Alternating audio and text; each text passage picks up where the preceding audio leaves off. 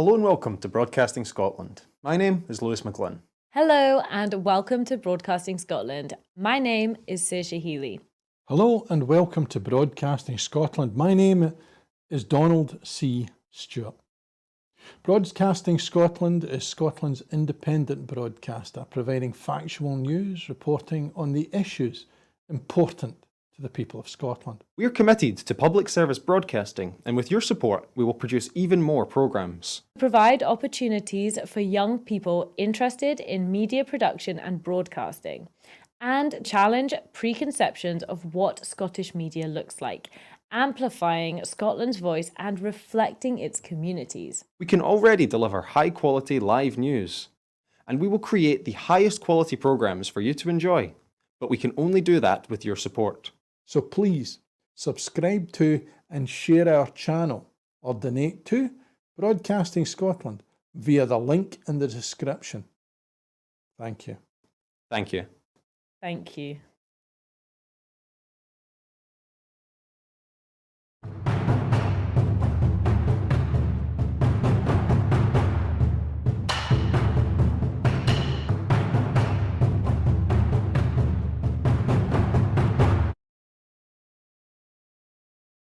And members that I had written to the editor of the official report to seek to update the parliamentary record, to clarify the context of remarks I made in stage 3 of the Victims' Witness and Justice Reform Bill in September, when I used a media quote of Professor Alexis G.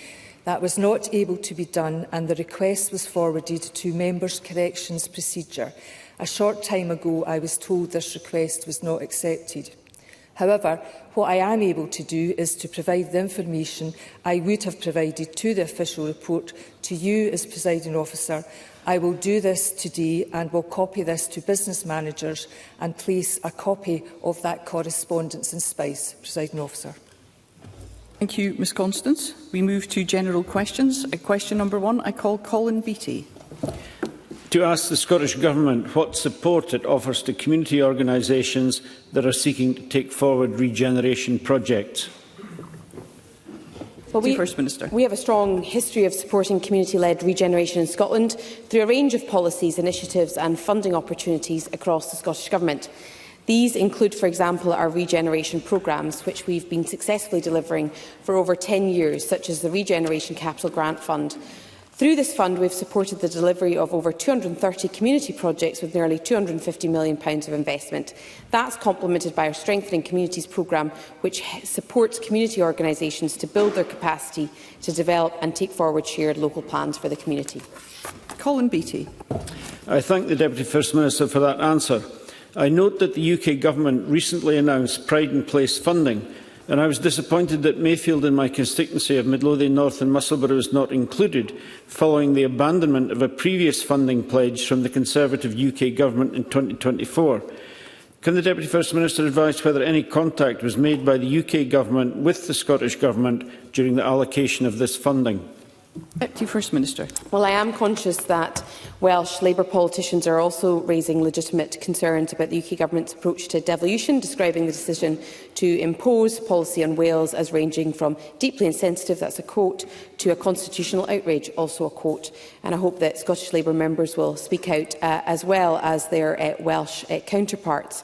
The Secretary of State for Scotland wrote to me, along with other stakeholders, seeking input on potential neighbourhoods for receipt of Pride in Place funding. That was after he'd already determined the selection methodology. They did not consult us on the development of Pride in Place, and the methodology does not align with our approach to delivering regeneration in Scotland. And so, to be clear, the UK Government made the decision on which places will receive Pride in Place funding, and the Scottish Government was not involved. Paul Sweeney. Thank you, Presiding Officer. Will the Deputy First Minister at least welcome the fact that there is £40 million of capital investment going into two very deprived communities in Glasgow, in Springburn and Sighthill, and in Castlemilk, and that the funding will be allocated and prioritised by a neighbourhood board that will be set up in conjunction with the local authority and the local parliamentarians and councillors, and that this could be an interesting experiment in how we direct significant levels of capital funding in deprived communities, and would the Scottish Government be interested in engaging with this in a way in which we can build further capital investment in what are clearly deprived communities? Deputy First Minister. I think in terms of Paul Sweeney's point around funding for deprived communities, can I be very clear that whether it was under the Conservatives or under Labour, the actual receipt of funding by communities I know is always welcomed by communities. The challenge that we have is around both the methodology for determining that, because I imagine there'll be other deprived communities that were looking forward to some funding and will be confused as to why some communities were chosen over other communities. And secondly, the transparency of that methodology, I think, is also vitally important. If we are to ensure that every penny is well spent, then it would benefit from being aligned with other money that is being spent. But the Scottish Government will certainly always engage with communities like the communities that Paul Sweeney has just identified.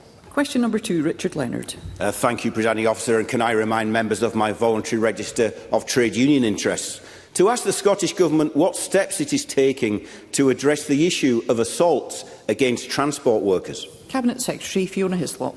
Assaults against transport workers are never acceptable and will not be tolerated. This month I helped launch the Respect Our Rail Workers campaign, which pledges that partner organisations will work together to ensure staff feel more protected and supported when faced with unacceptable behaviour. We've convened a working group to examine police enforcement powers on the railway and strengthen responses to unacceptable behaviour. We are also working with Police Scotland and the Crown Office to review existing fixed penalty notice legislation. I have also written to the British Transport Police Authority to express my concerns about their budget cuts to Scotland, which were not consulted on or agreed to. Richard Leonard. Can I thank the Cabinet Secretary for that reply? Violence on our rail network is on the rise, and transport workers are in particular danger. British Transport Police report a 43% increase in assaults against rail workers in Scotland between April and September this year compared to the same period last year. When I met workers from rail, ferries and the taxi trade just last week, they described to me assaults at work that no one should face. And all this is happening at a time when the British Transport Police is reducing jobs and station coverage. So will the Cabinet Secretary act to end unsafe lone working practices on ScotRail and make sure minimum safe staffing levels are met? And will she support the creation of a standalone offence for assaulting a public transport worker, similar to existing protections for other high-risk sectors like retail? Cabinet Secretary. There are a number of aspects to this. I have raised my concerns about British Transport Police. I wrote to them on the 15th of December, and indeed part of the work that I'm taking in terms of action, along with our rail authorities, is to look at an enhanced police service agreement. That should not have been needed, but we are prepared to take that action. In terms of further legislation, can I just gently say to the member, the working group is bringing people together, and that includes unions. I work with them on a regular basis, and they are pleased with the activity that's been taking place as part of that working group. They are looking at a number of issues: fixed penalty notices, banning orders, greater protections for rail workers and youth justice. And as I said, we are working with the Crown and Procurator Fiscal Service, but the measures that he is setting out would obviously involve my work with the Cabinet Secretary for Justice, but he has my full assurance that we are taking this extremely seriously indeed. Brief supplementary, Sharon Dowie. Thank you, Presiding Officer. Recent reports from across Scotland highlight a rise in antisocial behaviour, and not just on our transport network. The reason for this is simple. There is no deterrent in place. There are hardly any consequences for perpetrators, and they know it. So can I ask the Cabinet Secretary, how can she assure transport workers and the public that those responsible will face real consequences, because writing a letter and more talking shops won't cut it? Cabinet Secretary. I don't think the member listened to my first answer when I was talking about looking at legislation in terms of fixed penalty notices and what can be done in terms of the enforcement. In terms of the operation and the enforcement, that is an operational matter for Police Scotland, as I'm sure that she understands. But the visibility of more workers on our transport network, we're looking at the idea of safety officers, including particularly into our bus network, and also in in terms of looking at the legislation that has just been laid in Parliament, looking at enforcement on the bus suspension measures. These are all actions taken by our government, as well as the funding that we're providing for Police Scotland to allow them to do what she's asking me to do, which is obviously for them to do their job, which is about enforcement of existing legislation. Question number 3, Davy Russell. To ask the Scottish Government whether it will commit to further support for the programme of Scotland's childminding future beyond its current 3-year cycle in order to grow the number of childminders across Scotland. Minister Natalie Doninus. Childminding is a welcome, valued and important part of the childcare offer for children and families in Scotland, and I am keen to enable more people to become and to stay as childminders. And we are providing £1.6 million funding to the Scottish Childminding Association this year to help improve the recruitment and retention of childminders. The Association's current programme is expected to run until 2027 and has expanded across Scotland, with 30 local authorities now involved, including South Lanarkshire. Davy Russell. I thank the Minister for that answer. The announced £1 million funding last year was designed to improve the recruitment and retention of childminders, to increase the childminding workforce by 1,000. However, the most recent statistics show that the number of childminders actually fell from 3,225 in 2023 to 3,040 by the end of last year. Does the Scottish Government still agree with its 2023 programme for government that childminders are essential to the childcare ecosystem, and if so, is it prepared to better the token gestures that it has so far come up with? Minister. I think this is a really positive programme, and what I would say is the decline in the childminding workforce is a long-term trend which is sadly mirrored across the entire of the UK. Now, what I would say is the programme has been active for 18 months, and it can take 6 to 9 months for prospective new childminders to complete induction, but recruitment is only part of the solution, and there's over 200 childminders who have already participated in innovative pilots exploring different ways to better support existing childminders. So we're still relatively early days, but we have invested the funding and we are committed to our childminding workforce. Brief supplementary, Audrey Nicholl. Thank you. Recent statistics on the uptake of ELC-funded hours are demonstrative of this SNP government's investment into supporting children and families. What assessment has the Minister made of these figures in relation to the evaluation of ELC expansion? Minister. Well, I really welcome the 2025 census that shows over 90,000 children were registered for funded ELC across Scotland in 2025, and I think it's really encouraging to see further evidence that so many families are choosing to take up our expanded ELC offer.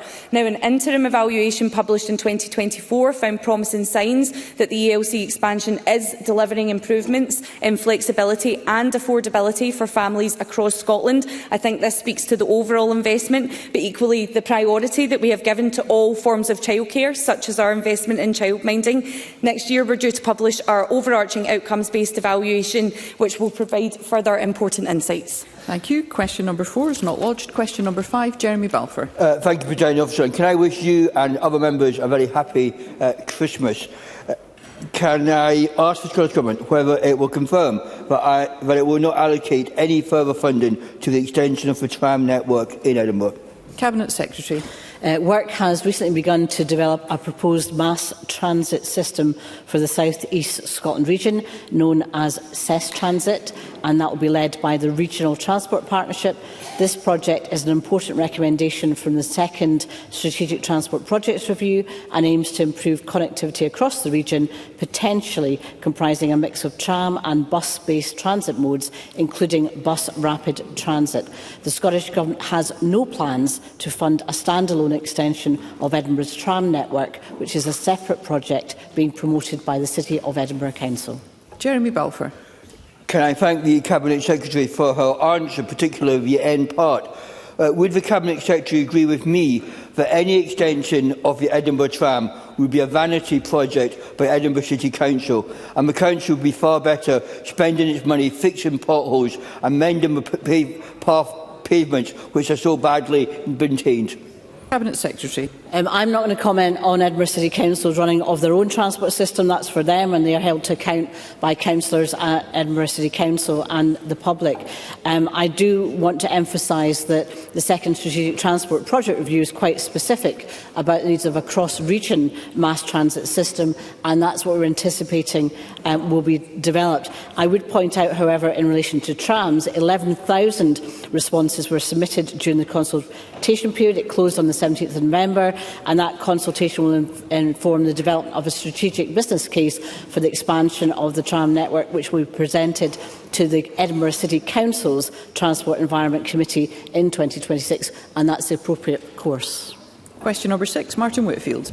Presiding Officer, now draw attention to my declaration of interest as a former teacher to ask the Scottish Government, in the light of an increase of 63 full-time equivalent teachers in 2025 compared with the previous year, how it will fulfil its commitment to recruit 3,500 new teachers before the end of the current parliamentary session.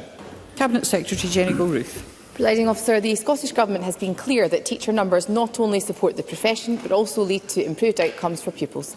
Since 2014, teacher numbers have increased by more than 2,500 as a result of investment from the Scottish Government. We provided extra funding in last year's budget, which uplifted the ring-fence funding for teacher numbers to £186.5 million. As a result of the increased funding to protect teacher numbers, this year's census data shows an overall increase in the number of teachers for the first time since 2022.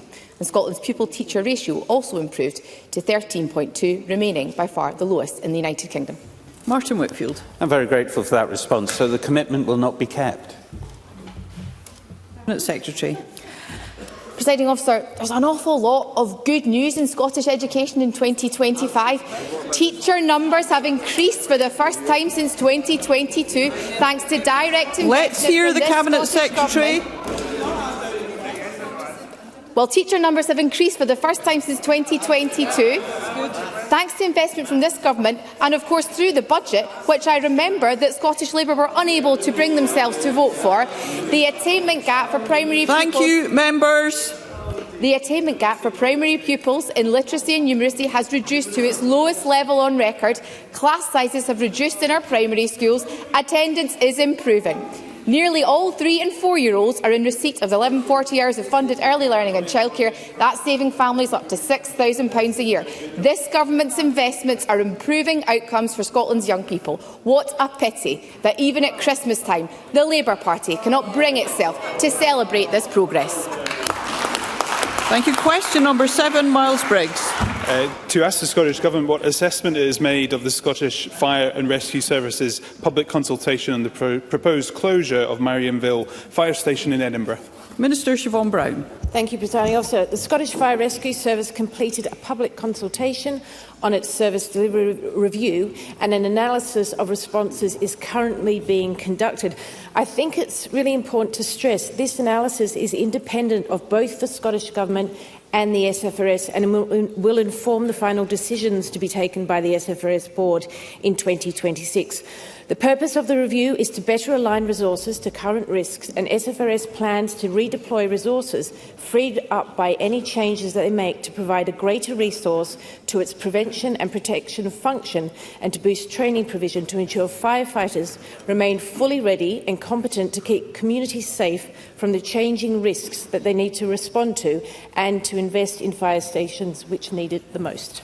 Miles Briggs. I thank the Minister for that answer, but I would put on record there is overwhelming public and cross-party opposition to this fire station being closed. The Scottish Fire and Rescue Service have acknowledged that this closure will lead to slower response times, an extra 4 to 6 minutes for residents in the north-east of the city. Can I ask the Minister, once that reports, if she would agree to meet with a cross-party delegation and local residents as well to understand the real concern there is across Edinburgh at the closure of this fire station, and for government to understand that and also to take on board this public feeling? Minister. Thank you. The emergencies that SFRS responds to have changed significantly over the years. For example, dwelling fires have reduced for over by 20% since 2013. The SFRS Chief Officer would not make changes to operations that would put the public at an unacceptable level of risk. SFRS are the experts, not us as politicians, and we should allow them to take decisions on how the service should best be configured. Thank you. Question number 8, Alec Rowley. Presiding Officer, to ask the Scottish Government, in light of the ongoing reduction to both provision and facilities at the Elmwood campus of Scotland's Rural College in Cooper, what its position is on the future of the college's base in the North East Fife constituency. Minister Ben McPherson. SRUC's Elmwood campus continues to provide an important role in delivering further and higher education in Cooper. While SRUC is an autonomous institution with responsibility for its own decisions in relation to provision and facilities at Elmwood, I would expect SRUC to take into account the needs of students, staff and the wider community. In line with its statutory responsibilities, the Scottish Funding Council will continue to offer appropriate support to further and higher education institutions, including SRUC, as they develop their own plans. Alec Crowley. Presiding Officer, since the Rural College took over the Elmwood campus, courses and facilities have been gutted. People in the area, there has been a college in North East Fife since 1953. Will the Minister agree to meet with the local groups that have formed together, because they are so concerned that they believe there is no future if the Rural College is allowed to continue to strip its assets and reduce the number of courses that are available? Will he meet with the local group? Minister. I would be happy to engage with the member and look to take up that correspondence if he can help facilitate that. I did have a good meeting in recent weeks with SRUC as well. I am aware that SRUC's decision earlier this year to close its main building at Elmwood due to concerns about structural deterioration and long-term financial viability have raised questions. However, SRUC provides an important role for further and higher education students in Cooper. We're very aware of that. Therefore, it is welcome that it has stated its commitment to retaining a presence in Elmwood and that there are no plans for closure of the campus. And SRUC have also advised that its animal care provision will remain on offer at its other campuses, while horticulture and gamekeeping provision will remain on offer at Elmwood. Thank you. That concludes general questions. The next item of business is First Minister's questions, and I call Russell Finlay at question number 1. Thank you, Presiding Officer. On September the 16th, the Justice Secretary misrepresented Professor Alexis Jay to justify the SNP's opposition to a grooming gangs inquiry. For months, in public and in Parliament, she denied any wrongdoing. But we now know that Angela Constance apologised to Professor Jay on the 1st of December. She knew that she was wrong all along, but she tried to get away with it. Yesterday, a full 9 weeks later, Angela Constance was forced to finally come clean. Does John Swinney believe that Angela Constance tried to correct the record at the earliest possible opportunity? First Minister. I think the events of the last few weeks and months demonstrate that Angela Constance has set out to Parliament the position of the Government, and where there has been a necessity for further information to be provided, she has done exactly that. And the Justice Secretary spent the best part of 2 hours yesterday at committee explaining all of these issues and addressing the very issues that Mr Finlay is putting to me this morning. Russell Finlay. The information has been dragged out of the Justice Secretary. Paragraph 1.7 of the Ministerial Code is crystal clear, and I'll read it out for John Swinney's benefit. It states that ministers must give, and I quote, accurate and truthful information to Parliament, correcting any inadvertent error at the earliest opportunity. Angela Constance blatantly and brazenly decided not to correct the record at the earliest possible opportunity. How can John Swinney pretend to himself and to the public that Angela Constance has not breached the Ministerial Code? First Minister. As I've said on a number of occasions to Parliament, Angela Constance was making a general observation drawing on the remarks of Professor Alexis J back in September. And having looked at the issue and looked at all of the material, I'm content there's been no breach of the ministerial code. Russell Finlay. Professor J told the Scottish Parliament that she'd that she'd been misrepresented on September the 26th. Now that was Angela Constance's earliest opportunity to correct the record. She could have corrected the record. She should have corrected the record in September, October, November and December. She should have corrected the record when we challenged her in 3 urgent questions, 2 ministerial statements, 2 First Minister's questions and a motion of no confidence. She should have corrected the record after being repeatedly challenged by grooming gang victims and by journalists. 3 months have passed, and only now is Angela Constance trying to correct the record. She didn't correct the record at the earliest opportunity, as required under the ministerial code. So how on earth can John Swinney continue to defend his disgraced Justice Secretary? First Minister. As I've said to Parliament before, and as I said to Parliament on Tuesday when this issue was debated and Parliament expressed its confidence in the Justice Secretary, people will take different conclusions from the words that we use in Parliament. What the Justice Secretary is trying to do is to address the concerns that have been set out, and to do that in a comprehensive and open way, as she did with the committee yesterday. And let's hear one another. Those who are in the gallery would like to hear. And I'm satisfied with the steps that have been taken to deal with this matter. Russell Finlay. This scandal, and it is a scandal, it shows the very worst of the SNP. It does. Cynical and calculating, dishonest and devious. Exactly. A government that always chooses short-term political fixes and convenience. Never about what's doing right for victims, always about what's doing right for the SNP. Angela Constance's evidence to the Education Committee yesterday was shambolic and indefensible. The Justice Secretary has confirmed beyond any doubt whatsoever that she broke the ministerial code by refusing to admit her mistake at the earliest opportunity. Angela Constance misled the public, Parliament and grooming gang victims. So what on earth does it take for John Swinney to sack any of his ministers? First Minister. Presiding Officer, Mr Finlay used some pretty strong language in his question there. He talked about cynical, calculating and dishonest. And what I want to say to Mr Finlay is the amendment that was put forward by Liam Kerr in the Victims and Witnesses Bill and the actions of the Conservative Party after that was defeated were actions that were cynical, calculating and dishonest. Because Mr Finlay knows full well that the amendment that was put forward by Liam Kerr would not have delivered a grooming gangs inquiry.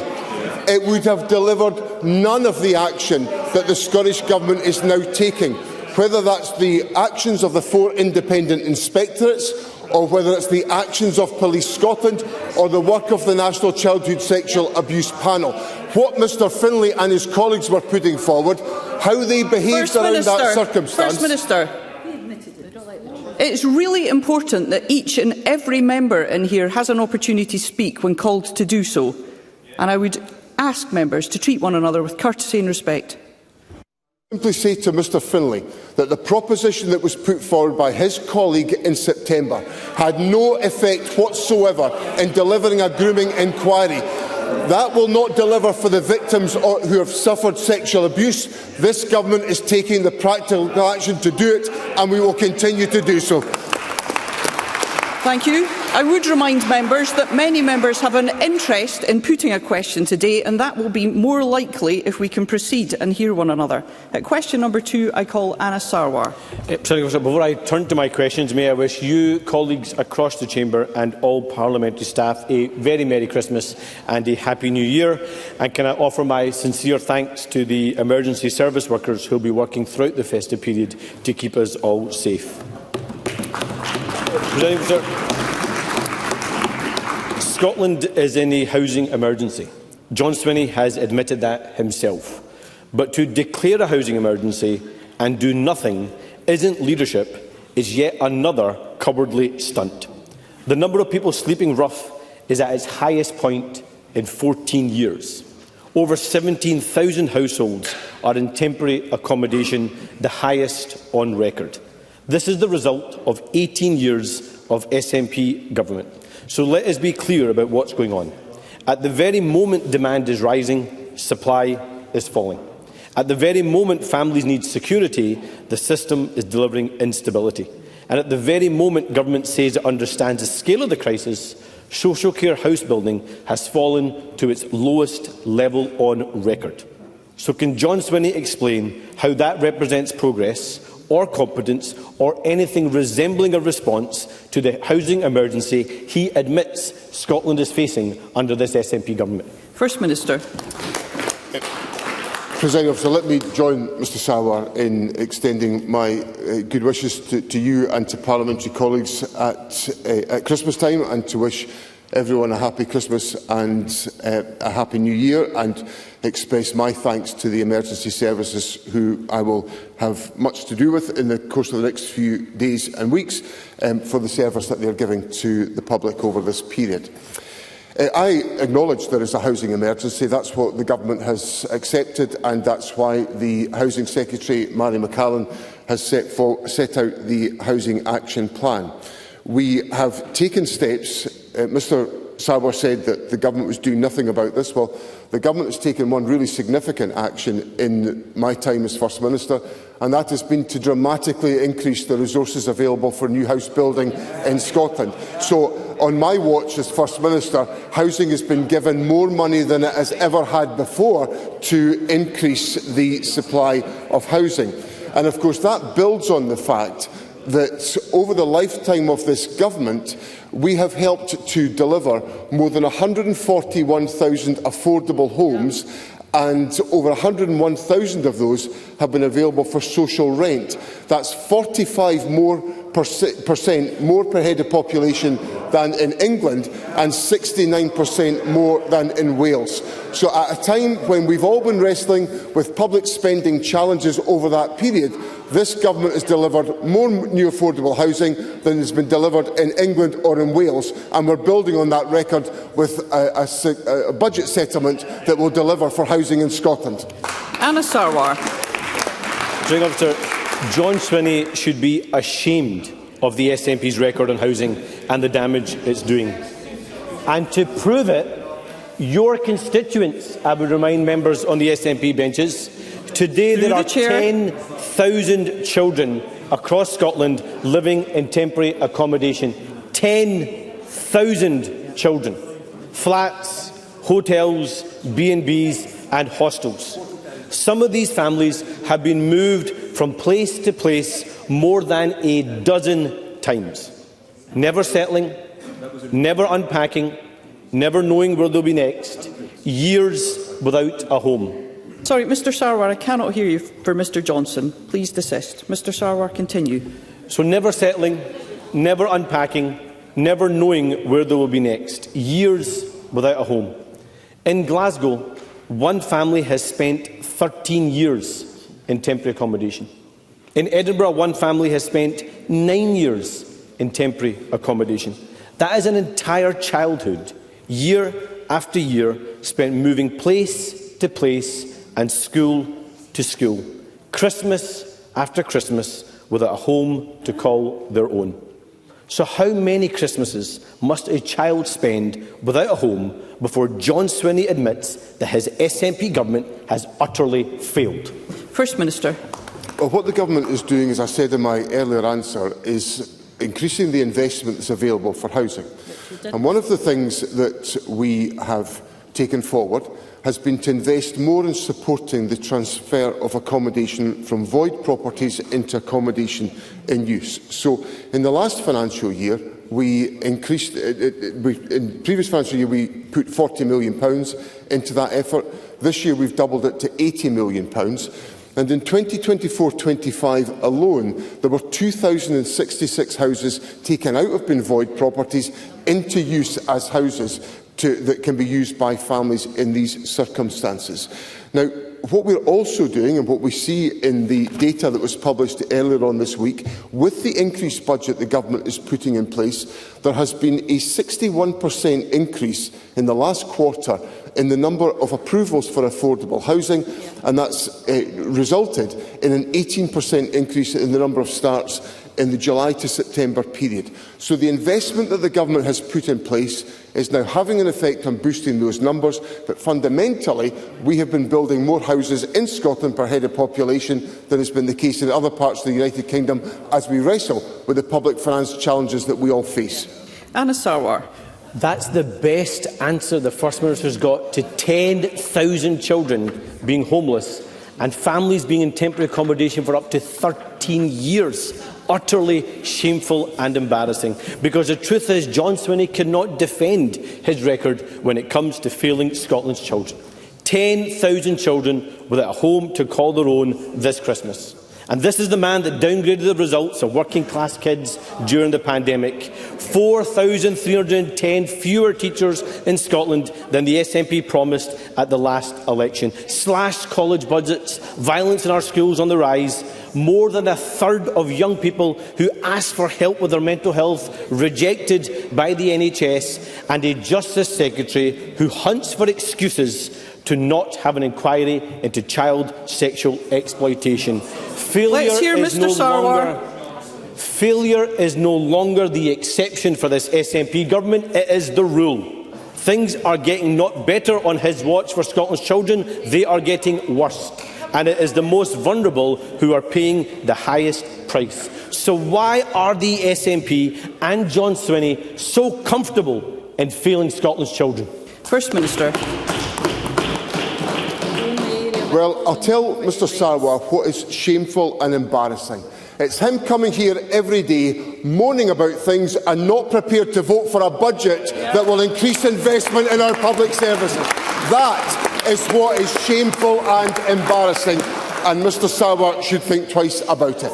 Now, when he wants to raise my record about supporting children in Scotland, the Education Secretary was on her feet in Parliament on Tuesday, setting out record levels of literacy and numeracy in our schools, attendance rising in our schools, teacher numbers rising in our schools, the attainment gap narrowing in Scotland yet further. And I'm proud of the fact that on my watch, child poverty in Scotland is falling and is at the lowest level in 30 years. Thank you. And if Mr Sarwar wants to know how he's getting on, he might want to have a look at some of the substance of the Ipsos Mori polling last week. Because when the public in Scotland were asked, who do you trust most to manage education and schools in Scotland, trust in the SNP was rising and trust in the Labour Party was falling. So the Labour Party is making absolutely no progress. And if he thinks it's just education, it's also on health. Trust in the Labour Party to solve the issues in the health service falling, trust in the SNP rising. Why? Because waiting lists are going down, waiting times are going down, GP numbers are going up, because we're delivering on the National Health Service. Thank you. Thank you. At question number 3, I call Ross Greer. Thank you. Can I start by wishing all colleagues Merry Christmas and joining the First Minister and Anna Sarwar in thanking our emergency services and all other key workers who will keep the country going over the festive period. A month ago, Exxon announced that they were closing their Mossmoran site in Fife. Over 400 workers face an imminent redundancy. I've repeatedly asked the First Minister for the Just Transition Plan that his government committed to produce 18 months ago for Mossmoran. Freedom of Information requests submitted by the Scottish Greens returned only a single document from before last month's announcement. A speech given by a minister in response to a debate organised by Fife's Green MSP, Mark Ruskell. And that was before the commitment to the transition plan was even made. It's absolutely clear that no work was done. So 18 months on from the Scottish Government saying they would come up with a plan, and a month after Exxon announced the site's closure, these workers are going into Christmas knowing they will lose their jobs in the new year. Mossmoran's workers need jobs to go into. The community needs a proper legacy from the Exxon site. Is the First Minister now ready to tell them how he will fulfil the promise that his government made? First Minister. Presiding Officer, the Government has made clear that we will identify from the work that's going on in Grangemouth, which is generating, as we saw in the announcements last week, significant new jobs coming out of the investments that have been made at Grangemouth. I welcome the announcement made yesterday by INEOS and the United Kingdom Government about the investments we made at Grangemouth. And what the exercise that we've taken forward in Grangemouth has demonstrated is a range of different business possibilities that can lead to new employment, some of which we are now seeing happening and announced at Grangemouth. So that learning will be applied to Mossmoran to provide the vital support that is necessary for the workforce at Mossmoran, who I appreciate will be having an extremely anxious time as a consequence of the announcement that's been made by ExxonMobil. But let me reassure Mr Greer that the learning and the experience from Grangemouth is being applied in the industrial site in very similar circumstances at Mossmoran. Ross Greer. The First Minister says that the Government is going to learn from the experience at Grangemouth. That would have been absolutely fine months ago, but these workers are going to lose their jobs in a few weeks, and the Government has not come up with the plan that it said it would 18 months ago. Yesterday, Unite the Union said there have been a lot of kind words and soundbites from both the UK and Scottish governments, but the Union hasn't seen any real tangible evidence of any practical or financial support. Fossil fuel giants like Exxon are all too happy to profit from Scotland's resources and workers, but when the money runs out, they're out of here. We've seen this countless times before. Last time I asked this question, there was some confusion on the answer, but I'm hopeful that the First Minister can make a clear commitment today. Will his government finally commit to dedicated funding for Mossmoran and make it a condition of receiving that funding that any business must guarantee a job interview to workers who have lost their jobs at Mossmoran? First Minister. President Officer, I'm very much aware of the speculation that there was after the last answer I gave to Mr Greer, and I'm not quite sure how that speculation arose, because I thought I was crystal clear that the scheme and approach and condition we've put in place in Grangemouth we will put in place in Mossmoran. So I hope that's clear, and I thought it was clear the last time I said it, but there it's clear now. And the business concepts that are emerging from the work at Grangemouth will be prioritised to be taken forward in Mossmoran. Obviously, ExxonMobil had extensive discussions with the United Kingdom Government about the future of the site that this Government was not cited on until the very last moment. So that was a limitation in our ability to engage substantively on these questions. But I hope that's given Mr Greer the clarity he was seeking, and the Government will engage in taking forward measures to support the workforce at Mossmoran, as Parliament would expect us to do. Question number 4, David Torrance. Thank you, Presiding Officer. To ask the First Minister what steps the Scottish Government is taking to support households with the cost of living this winter. First Minister. Presiding Officer, we know that people continue to struggle with the cost of bills and life's essentials, particularly during the winter, and this is particularly pressing at Christmas time. The Government is doing all it can to help within the powers that we have available to us. We will continue to allocate over £3 billion a year to policies which tackle poverty and help meet the cost of living crisis. This winter we will invest over £196 million in our winter heating benefits, which provide vital support for low-income households, families with disabled children and young people and pensioners. David Torrance. I welcome the measures outlined by the First Minister, which are more necessary than ever as Labour continually fails to deliver with the cost of living crisis. Scots were told by Stammer that their bills would fall by £300. Now they are rising by almost £200 and are set to increase again in January and April. This means households are left around £500 worse off than promised this Christmas. With the UK Government delivering nothing but rising bills and rising hardships, does the First Minister agree that it is only through independence that we can protect our living standards and cut household bills? First Minister. Presiding Officer, members of the public can see what the United Kingdom delivers, and they were promised at the election a cut in their fuel bills, and their fuel bills are rising as a consequence. That is what the United Kingdom delivers to an energy-rich country. So the sooner Scotland's energy is under control of the people of Scotland, who can benefit from the energy potential of our country, the better, to reduce the cost that people are facing in relation to their domestic energy and commercial heating. Question number 5. Tim Eagle. To ask the First Minister what the Scottish Government's response is to the partial collapse of the Spey Viaduct, including what support it can offer to Murray Council in responding to the immediate consequences and the next steps for the local community. First Minister. President, so the collapse of the Speyside Viaduct is a sad loss. It has not only held significant heritage value, but it is a key feature for those using the National Cycle Network and travelling the Murray coastal route. The viaduct is, of course, owned by Murray Council, and it will ultimately be for the Council to lead on next steps. They will need some time to work through options, consulting and engaging with local communities as they do, but for our part, the Government is more than happy to be part of those discussions. Tim Eagle. First Minister for that response. I was told a story the other day of during the steam era, train guards running up and down the train trying to stop people leaning out because the hats kept falling into the salmon pools. Today, the Spey Viaduct is one of the most photographed structures in the area and has attracted admiration and comments from legends such as Timmy Mallet.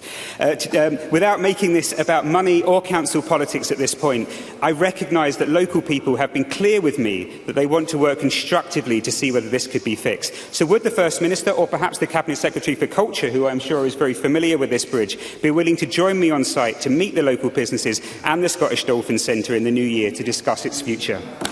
First Minister. Well, I'm very familiar with this particular viaduct, and many details about it have been shared with me by my colleague Richard Lockhead in making the representations on behalf of his constituents, and I was discussing it with Mr Lockhead and his colleague Laura Mitchell just yesterday.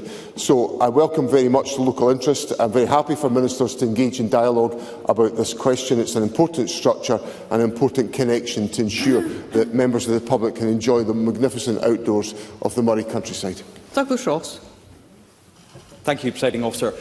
SEPA have repeatedly opposed local plans to manage the river, dredge the river, and what's happened is it's now cut into the bank, it's affected the golf course, it's affected houses and it's affected structures. So will the First Minister send a message to SEPA to tell them to stop meddling in issues like this, to stop prioritising flora and fauna over houses and infrastructure, and allow the management of these rivers that local people know best? First Minister. Presiding Officer, SEPA have statutory responsibilities to exercise which have been placed on them by Parliament, and it's important that SEPA deploy those statutory responsibilities in a proportionate manner with the gathering of the appropriate evidence to inform their conclusions. Question number 6, Monica Lennon. To ask the First Minister what the Scottish Government's response is to the recent EIS findings that young people with additional support needs are being let down and teachers are experiencing stress due to inadequate resourcing, in light of the reported reduction of nearly 20% in specialist ASN staff since 2010, despite a rise of over 710% in the number of pupils requiring such support since 2007. First Minister. President, we are clear that all children and young people should receive the support they need to thrive in their education. Support comes from all staff, not only additional support needs specialists. As a direct result of investment from the Scottish Government, we've been able to increase the number of staff in our schools, and not just the number of teachers. Educational psychologists, family liaison workers and additional support needs staff have been supported through additional investments from the Scottish Government, which includes an additional £29 million this year, specifically to support the additional support needs workforce. Monica Lennon. I thank the First Minister for his response. However, we still don't know when the SNP will deliver on the additional 3,500 teachers promised in the 2021 manifesto, or the 4,310 additional teachers if we include the overall deficit in teachers since that promise was made. But none of this will reassure my 13-year-old constituent Adam, who has barely been in school since August. He is not thriving, First Minister, and no longer wants to attend school because his additional needs are not being met. Will the First Minister apologise to Adam and his family, who are now investigating homeschooling because they are desperate? And will he agree to meet with them in the new year to take steps to support Adam, but also to reassure the thousands of children and young people across Scotland who are being failed by this total system failure? Always through the chair. First Minister. I'm very sympathetic to the circumstances that Monica Lennon sets out to me. I represent constituents, I represent members of the public. I've represented many constituents over my years as a parliamentarian, trying to secure additional support needs provision for their children, because parents want to do the best for their children and to make sure the education system can meet their needs. That's why the government put in £29 million of additional investment in the budget. And I'm sorry to raise this on a sensitive issue, but Monica Lennon never voted for that. Monica Lennon sat on her hands. Let's hear one another. It's not good enough to come to Parliament and to demand this support and not be prepared to put the money in to expand the provision in our schools. That's the challenge that Monica Lennon faces today. Miles Briggs. Thank you, Presiding Officer. At the heart of many of the challenges facing our teachers around ASN is the inability now for parents to seek a diagnosis pathway for autism or ADHD. Families across Scotland, First Minister, are being failed, and SNP ministers seem to be more focused on meeting CAM's targets by removing our young people than actually giving them a diagnostic pathway. So can I ask the First Minister, will ministers now agree to review the changes they have made to CAM's pathways as part of the ASN review Scottish Conservatives secured from this government? First Minister. Well, President Officer, the CAM's targets have been met, and the government has taken steps to ensure that all of these decisions are made on a clinical basis by those who are empowered to take such decisions. And that's the basis upon which these assessments should be made, to ensure that the needs of children have been met appropriately within our public services and our education system. Question number 7, Beatrice Wishart. To ask the First Minister what the Scottish Government's position is on local authorities which host renewable energy infrastructure receiving Scottish Crown Estate revenue allocations, such as a share of the income from ScotWind projects. First Minister. President Officer, it's my priority that as a country we generate prosperity and share it across Scotland for everyone to benefit from. I want a thriving, innovative, sustainable green economy, and the offshore wind industry is at the heart of this. It is driving investment and creating skilled, well-paid jobs. Scottish Crown Estate revenue is allocated to local authorities for coastal community benefit. Since 2019, under this arrangement, over £78 million has been passed to local authorities, including £11.5 million for Shetland. We want to go further. Through our National Islands Plan, we are exploring opportunities for how the revenue from ScotWind projects and the wider Crown Estate can further support community infrastructure on islands. Beatrice Wishart. I thank the First Minister for that response. Shetland's got some of the highest energy bills in the UK, whilst renewable energy infrastructure now dominates the Isles. 103 onshore wind turbines, with more to come, proposals for substations and 38-metre pylons running across Shetland, offshore wind farm developments and subsea cables which will displace the vital fishing sector. And we're not getting much back. Community benefit needs to be meaningful. The Scottish Government's getting hundreds of millions of pounds from ScotWind, so will the First Minister commit to giving Shetland its share of the ScotWind leasing revenues? First Minister.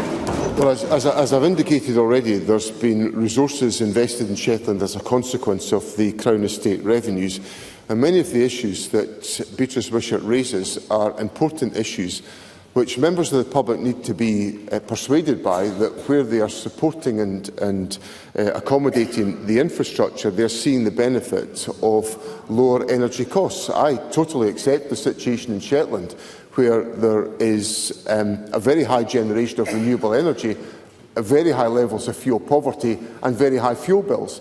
And that's the energy system of the United Kingdom. And that's the problem that we're wrestling with. We're wrestling with an energy market that does not ensure that the people of Scotland, including the people of Shetland, are getting the benefit of their energy wealth. And that's what my government is about securing for the people of Scotland. Audrey Nicholl.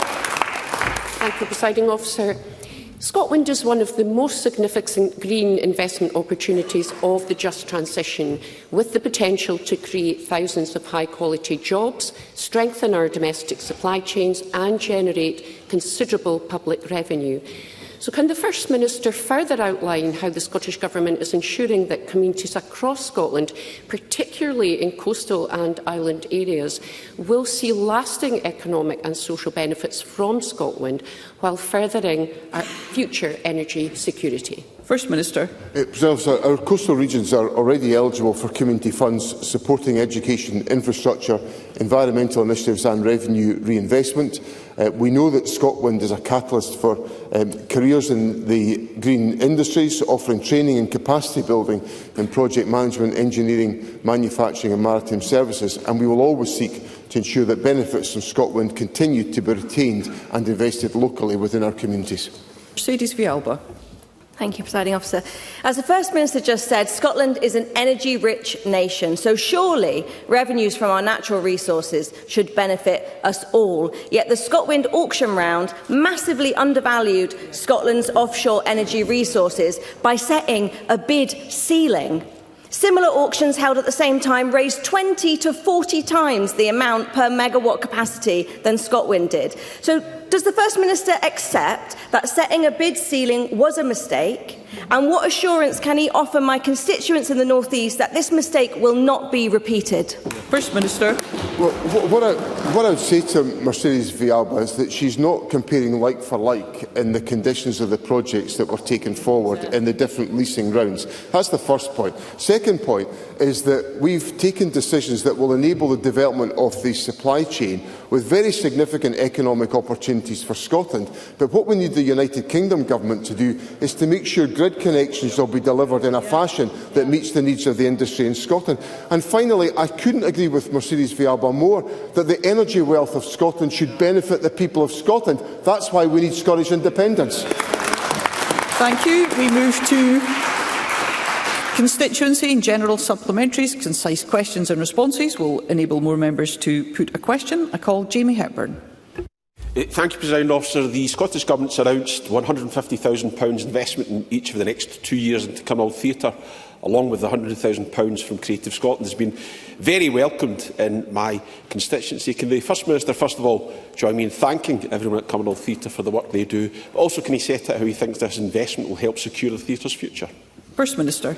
I'm very delighted to do so. I know that Commonwealth Theatre has been a very important facility within artistic venue within Cumbernauld for many years. It has new accommodation. I'm delighted that the Government has been able to put the resources in place to support that, and I'm grateful to Jamie Hepburn for the formidable representations that he's made on behalf of his constituents. In relation to the wider cultural sector in Scotland, a record total of 251 cultural organisations are receiving funding from this year. That's more than double the number of organisations that previously received core funding. So I think the cultural opportunities in Scotland are very significant, and I know that Cumbernauld Theatre will take the most advantage they can from the investment the Government has made to ensure that Cumbernauld Theatre continues to make a contribution to a thriving artistic and cultural sector in Scotland. Richard Leonard. Well, those conditions look unacceptable, completely unacceptable. The First Minister's words last year when shown footage of the overcrowded, unfit, unsafe living conditions of seasonal migrant workers on farms in Scotland. Then the First Minister promised to close the loopholes in legislation that leave these workers unprotected. And less than a month ago, the Housing Secretary told us, "We know there is a gap in protection. The Scottish Government will look to introduce a set of bespoke statutory accommodation standards." But yesterday, in response to a shocking new BBC Scotland report, the First Minister said the laws already exist and are regulated by local councils. When will the First Minister act? Use the powers which he has, use them before this Parliament ends, to address this national stain and to close this shameful loophole. First Minister. Well, I understand the strength of the point that Mr Leonard puts to me, and I engaged last Friday in my constituency capacity with an organisation that's making representations on behalf of seasonal migrant workers in my own constituency, and I understand the challenges and the issues that individuals face. I think it is wrong to say that there are no powers that can be used just now by local authorities. There are inspection responsibilities that local authorities can take forward. That's the point of the answer that I was giving to that particular question. And if there are further strengthening measures that can be taken to strengthen legislation, the Government will do so. Douglas Lumsden.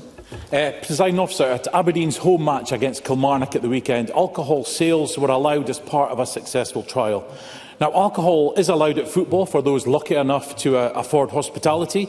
Sales are allowed at rugby matches and ice hockey games, but is banned for normal punters going to the local football match. So does the First Minister agree with me that the time is now right to look at ways at allowing controlled sale of alcohol at football grounds and end the discrimination against football fans? First Minister.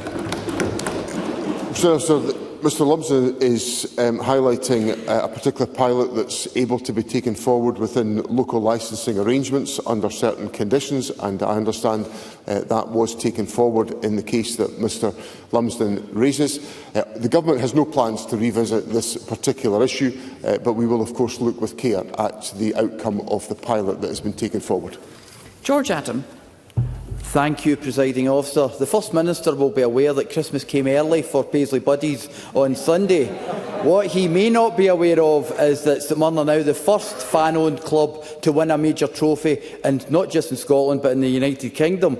And at a time when our national game faces real challenges, does he agree with me that community-based fan ownership could be part of the solution? And will he join me in congratulating St Mirren's players, staffs and supporters on their truly historic win? And as the only team that can now win the domestic treble, when can Stephen Robinson and his team expect to receive their invite to visit the First Minister at Bute House? First Minister. Let me express my unbridled joy to Mr Adam, who is experiencing unbridled joy at the success of St Mirren on winning the Premier Sports Cup with a magnificent performance at Hampden on Sunday. The point that Mr Adam makes, and I know he and his wife are devoted supporters of St Mirren, that the role and the approach of the fan-owned club, or the community-owned club, is a real strength for St Mirren. I'm sure it is a model that can be followed in other parts of the country, and given the success that St Mirren has attracted as a consequence, I'm sure it will be followed with interest in other parts of the country. Finlay Carson. To ask the First Minister what his response is to the immediate resignation of 3 leading environmental members from the Agriculture Reform Implementation Oversight Board and Policy Development Group, who cites systemic failures of process, a lack of transparency and repeated disregard for evidence in the Scottish Government's approach to agriculture reform. How can the First Minister support a reform process so lacking in coherence, clarity and honesty that experts now say they no longer have any confidence in the Government's policy-making machine? Does John Swinney accept that this raises serious concerns that his SNP Government is incapable of delivering the food security, climate or nature outcomes that Scotland desperately deserves? First Minister. Well, let me begin by saying that I express my thanks to those who have participated in the work of the ARIOB. It's been an important exercise in creating partnership working around difficult and sensitive judgments with competing interests and competing perspectives. The Government is absolutely committed to having a focus within our approach to agriculture on supporting the agricultural sector, on supporting the measures to tackle the nature crisis that we face, and to take measures on climate change. And the Rural Affairs Secretary will continue to give the leadership that she has given to this issue to try to bring parties together to find common ground in difficult and sensitive areas of policy. Jackie Bailey. The First Minister will be aware that health and social care partnerships across Scotland are reporting significant shortfalls in their budgets. In Argyll and Bute, there is a £6 million budget gap. The consequence of that is that in the last few days, I have a number of elderly constituents stuck in hospital, medically fit to leave, but unable to do so because their care package is simply not being funded. The First Minister knows that this will drive up delayed discharge and has a knock-on effect on hospital capacity. What urgent action will he take to address this crisis in social care so my constituents can go home for Christmas? First Minister. Many of these issues were discussed yesterday at a meeting between Ministers and COSLA to address the significant challenges that we face in relation to delayed discharge. Some of this is about the capacity that exists within local communities, the number of staff who are available. As Jackie Bailey will know, we have very low levels of unemployment in Scotland, significantly lower than the rest of the United Kingdom, and vacancies within social care in the provision of packages at local level. The Government obviously has a very keen interest in resolving this issue because it reduces pressure within our hospitals, which of course we've been experiencing acute challenges because of the rise in flu admissions to hospital, although thankfully that looks as if it is, the increase is slowing. But there is work going on within Government to work with local authorities to ensure that we have the support in place to meet the needs that Jackie Bailey has raised with me. Stuart McMillan. Thank you, Presiding Officer. Whilst Royal Mail issued communications last week stating that Inverclyde was one of the areas affected by some postal issues, there was no mention of people waiting many weeks between deliveries. I've been inundated this week with constituents highlighting the problems that they're facing, including some constituents who have missed hospital appointments, including cancer patients, as a consequence of Royal Mail's failure. Can the First Minister ensure that NHS Greater Glasgow and Clyde engages with the Royal Mail to stress the seriousness of the issue and also to seek assurances about when the problem will be resolved? First Minister. I will take that issue forward. I know it will be a very urgent priority for NHS Greater Glasgow and Clyde to make sure that patients are able to be properly notified of any appointments, and if there are delays in relation to Royal Mail services, we will seek to address those directly with Royal Mail through the channels that Mr McMillan has suggested. Maggie Chapman. Thank you, Presiding Officer. Statistics from Social Security Scotland published on Tuesday morning indicate a sustained decline of 19% in rejected applications for adult disability payment. This decline is worrying and means that ADP is now less generous, less supportive to disabled people than the benefit it was supposed to replace, PIP. Can the First Minister tell us if the sustained decline is a result of policy change, and if so, why has such a policy change been made, given the promises for ADP to be better than PIP? First Minister. Obviously, individual applications, well, every application has got to be considered on its merits, and the approach to that has been set out by ministers. The approach of Social Security Scotland is to operate within an approach of dignity, compassion and respect. Those are the founding values of Social Security Scotland, and those values will be applied to the application process that is taken forward. Karen Adam.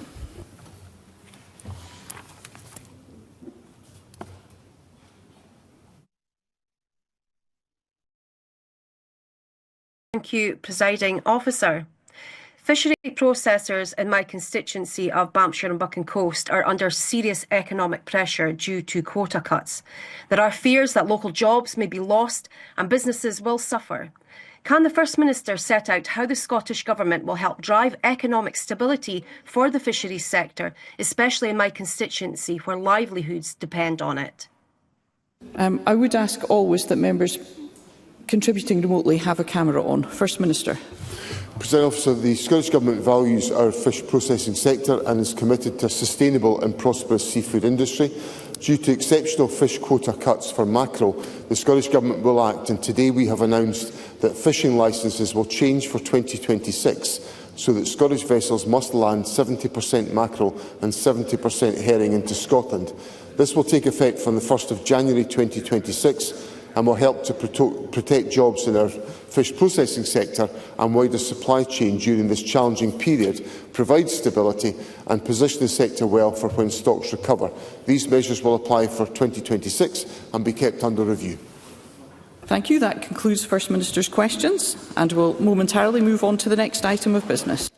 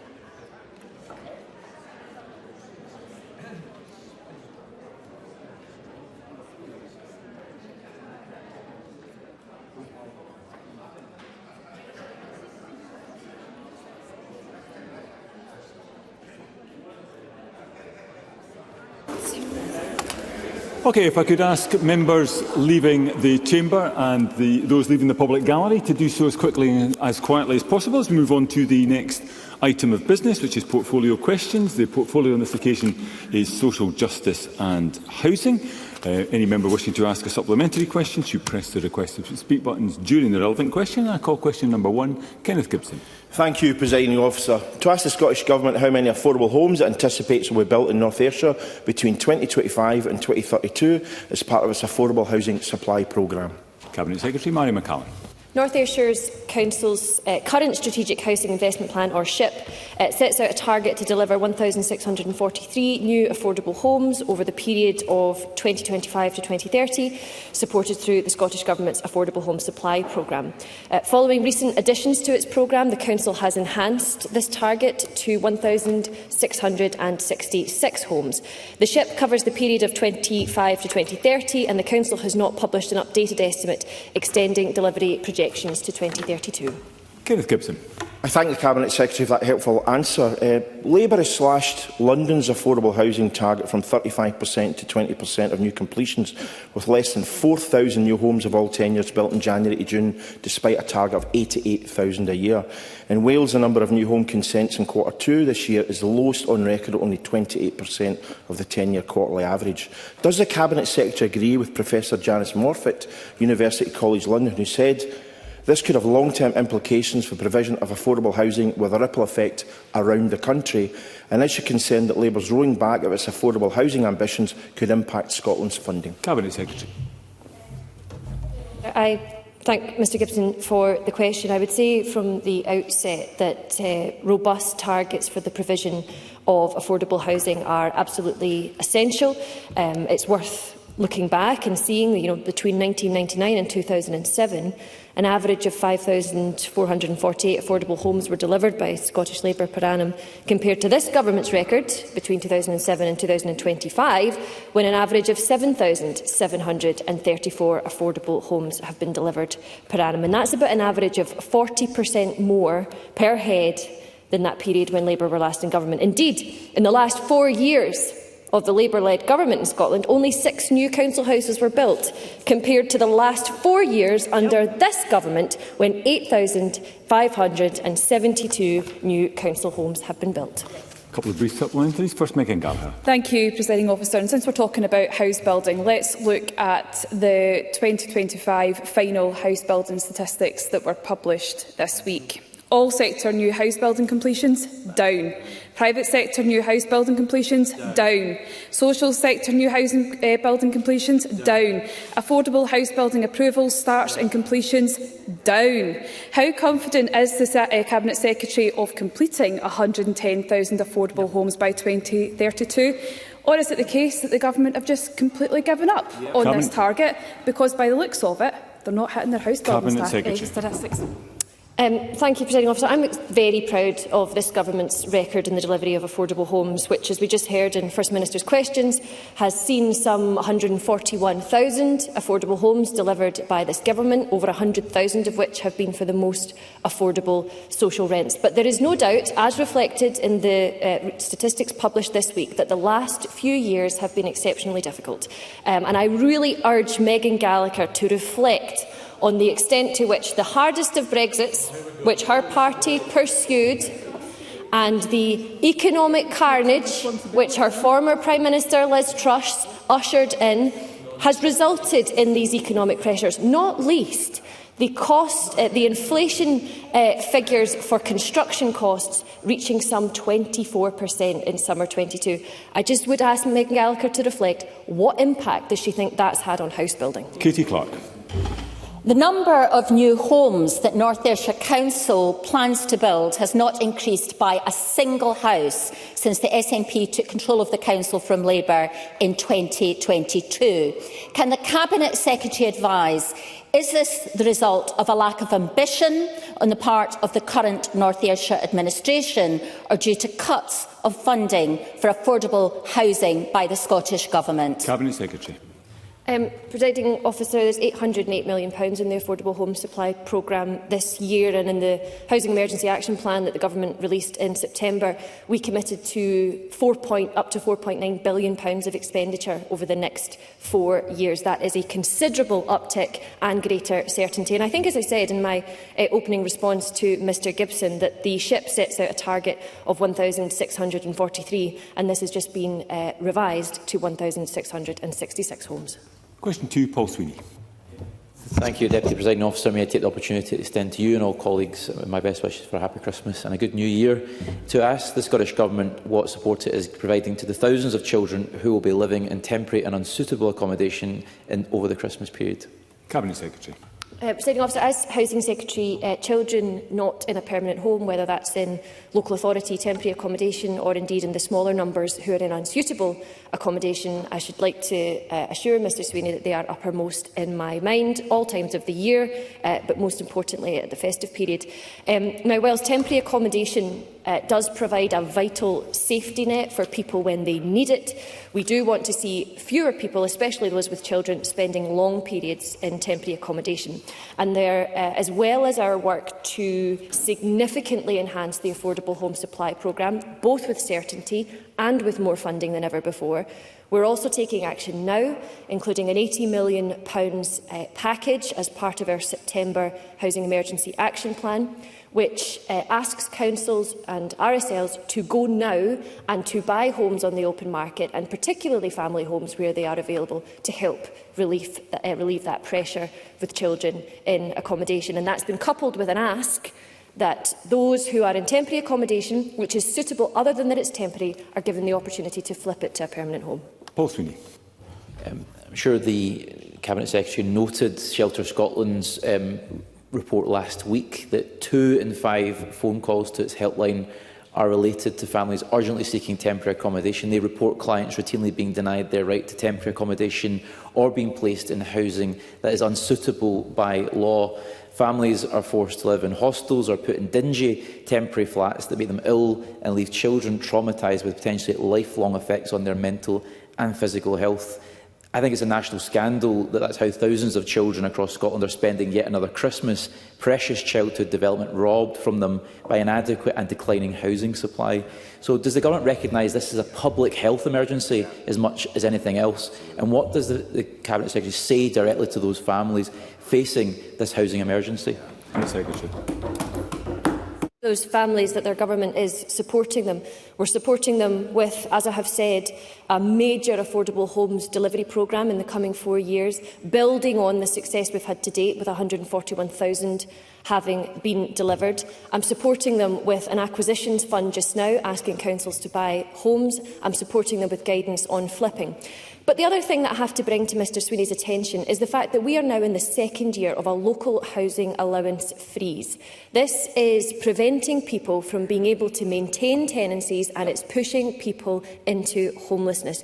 This is a British Labour Party policy, so I don't doubt Mr Sweeney's commitment, particularly to children in Glasgow whose families can't sustain their tenancies, but he really ought to make representations to his leadership in London to scrap the bedroom tax and unfreeze local housing allowance. Okay, we're going to need slightly shorter questions and also slightly briefer responses as well. I call question 3, Ruth Maguire. Thank you, Presiding Officer. To ask the Scottish Government what action it's taking to address misinformation in relation to refugees and asylum seekers and to promote community cohesion. Minister Colcap-Stewart. Thank you, Presiding Officer. When our communities are telling us that they feel threatened and are under pressure, we all have a responsibility to listen, to build trust and reduce tensions. This can help to ensure that misinformation spreads less easily. As part of that, we all need to be mindful of information that we are sharing and the language that we use. The Scottish Government is deeply concerned about some of the rhetoric that we are seeing across the UK, which should have no place in our society. Refugees and people seeking asylum must not be scapegoated for current complex challenges. And in September, I set out our approach as part of the One Scotland, Many Voices statement to this Parliament, including an additional £300,000 to support grassroots projects that are uniting people from different backgrounds, cultures and faiths. Ruth Maguire. Presiding Officer, the conflicts that people flee from don't start with bullets, they start with words. Will the Scottish Government join with the Scottish Refugee Council in encouraging all members of the Scottish Parliament to sign up to their pledge, which doesn't ask any debate to stop, but simply asks MSPs, when speaking about refugees and people seeking asylum, to do so with dignity and compassion, to avoid language that dehumanises, stereotypes or fosters division, to promote public understanding rooted in fact, in fairness and in empathy, and to uphold the responsibility of political leadership to nurture the development of human rights? Minister. I thank Ruth Maguire for highlighting the principles that are in that pledge, and I am pleased to note that dozens of MSPs have already signed the Scottish Refugee Council's pledge.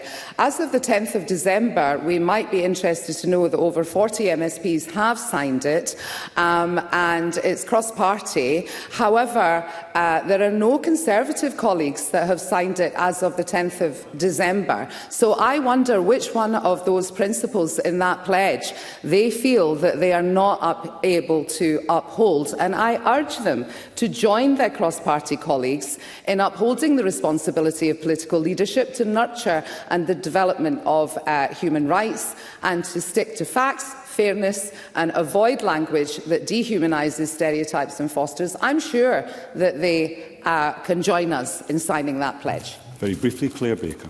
Thank you. Will the Minister join me in utterly condemning the individuals who gathered on the steps of Kirkcaldy Town House with raised right hands and a flag with Nazi symbolism? Locals have reported this as a group of teenagers, and while there has been one arrest, there was around 40 people attending. So in working to promote community cohesion, what focus has been placed on the radicalisation of young men in our communities? Minister. Thank you. I do condemn any kind of behaviour that raises tensions and creates division within our societies. That there is no place for that at all. It is perfectly possible to have the right to free speech, but we do have clear hate crime legislation, and we need to be mindful of that. The radicalisation of young people in particular and young men, there are strands within the Equally Safe strategy that address that work directly. And very briefly, Megan Gallagher. Thank you, Presiding Officer. During a radio interview this week, the Cabinet Secretary for Housing appeared to call for refugees and asylum seekers to remain in hotels for longer to ease Scotland's housing crisis. So I would like to seek clarity and confirmation from the Minister. Is it now the Scottish Government's position that hotels should be a long-term solution for housing asylum seekers and refugees? And will she ensure that the priority need and local connection loopholes are closed so that our cities are not disproportionately affected? Minister. I also listened to that, and I think that that's a total mischaracterisation of what the Cabinet Secretary was saying. A question for Christine Graham. Thank you very much, Deputy Presiding Officer. To ask the Scottish Government what discussions the Housing Secretary has had with ministerial colleagues regarding arrangements for accessing pension funds as a source of investment to build affordable and social housing. Cabinet Secretary. Presiding Officer, I have discussed the work of the Housing Investment Task Force with ministerial colleagues, including utilising pension funds along with other sources of finance to increase investment in affordable housing. I've also had discussions directly with pension funds and with the Scottish National Investment Bank on how we can build on what we have to date, including significant investment directly in RSLs and in partnership with the Scottish Government. Christine Graham. Well, that's a heartening response, because Cabinet Secretary, it's estimated there are currently some 250 billion of investment funding available from institutional investors across the UK, and that could be available some to invest in social housing. For example, pension funds require around about 6 or 7% return and, of course, security of their investment, and social and affordable housing, in my view, could provide that. Can I ask, the Cabinet Secretary has met all those people, but I'm now asking the Cabinet Secretary if she will meet with me to discuss a firm proposal which would involve, but not necessarily, Scottish bonds to perhaps be a vehicle for taking this forward in 2026. Cabinet Secretary. Presiding Officer, I should first of all be very glad to meet with Christine Graham on these matters. The Government is on track to issue our first bonds next year, which of course is a reflection of the strength of Scotland's economy and is a step in building the institutions that we need for a prosperous future, where we make our own decisions and reap the benefits of that. Proceeds will be used to fund capital investment in key infrastructure, including in housing, and I should be glad to discuss that with Ms Graham. Brief supplementary, Alexander. Thank you, Presiding Officer. With recent statistics showing house building completions at their lowest level since September 18, it's clear that companies need more support in order to build the homes which Scotland requires. Therefore, what action is the Scottish Government taking to ensure that the funding and regularity certainty that these companies require is being addressed to tackle the housing crisis? Cabinet Secretary. One of the points that is put to me most often about how to create policy and regulatory certainty is to offer long-term direction of travel on the policy that the government will adopt and the funding that will be available. And the Housing Emergency Action Plan that we set out in September sought to do that. We're providing multi-annual certainty on the Affordable Home Supply Programme to the greatest extent we've ever been able to over the coming 4 years. We have accompanied that with more money than has ever been put behind that. We've also set it alongside a new all-tenure target for 10% growth across all tenures in the next 3 years. So in these ways and more, giving absolute certainty on the policy direction of travel and accompanying that with greater investment. Question 5, Alexander Burnett. To ask the Scottish Government what action it is taking to support small and medium-sized enterprise house builders, and I refer members to my register of interest regarding construction. Cabinet Secretary. As well as discussing the needs of SME house builders at the Homes for Scotland Board, which the First Minister and I both attended, I have held subsequent bespoke discussions with the SME sector to listen to their views and ideas. We have reflected many of these discussions in our emergency action plan with specific cross-government intervention to better support SME builders and Scotland's housing sector, including the Scottish National Investment Bank lending, investing up to the £4.9 billion that I mentioned in that new all-tenure target. The Planning Minister and I also wrote to planning authorities across Scotland in September, setting out our expectation of proportionality when dealing with SMEs. Alexander Burnett. Is the Cabinet Secretary aware that between the late timing of the UK budget and the traditional Christmas slowdown, house sales have dropped for longer than usual, with some developers pausing work on sites? And this will make Tuesday's statistics on new starts and completions even bleaker. So with the Scottish budget fast approaching, was the Cabinet Secretary, when she met with the Homes for Scotland, able to support their calls regarding any increased capital consequential funding coming to Scotland, to provide support for first-time buyers, to confirm multi-year funding commitments to the Affordable Housing Supply Programme, and to provide increases to the planning budget to ensure resource and capacity is increased? Cabinet Secretary. I meet regularly with Homes for Scotland and speak to them in detail about their proposals. The Cabinet Secretary for Finance and Local Government will set out the content of the budget in due course, and I'll speak to Mr Burnett about this if I'm wrong, but I'm quite sure that the investments that are planned at UK Government are already outstripped. The consequentials that would flow from that are already outstripped by what we're proposing to invest in the coming 4 years anyway. Brief supplementary, Willie Coffey. The Cabinet Secretary say a little bit more about the importance of proportionality that she mentioned there in the planning system for SME house builders, and in particular how the Scottish Government is communicating this to our stakeholders? Cabinet Secretary.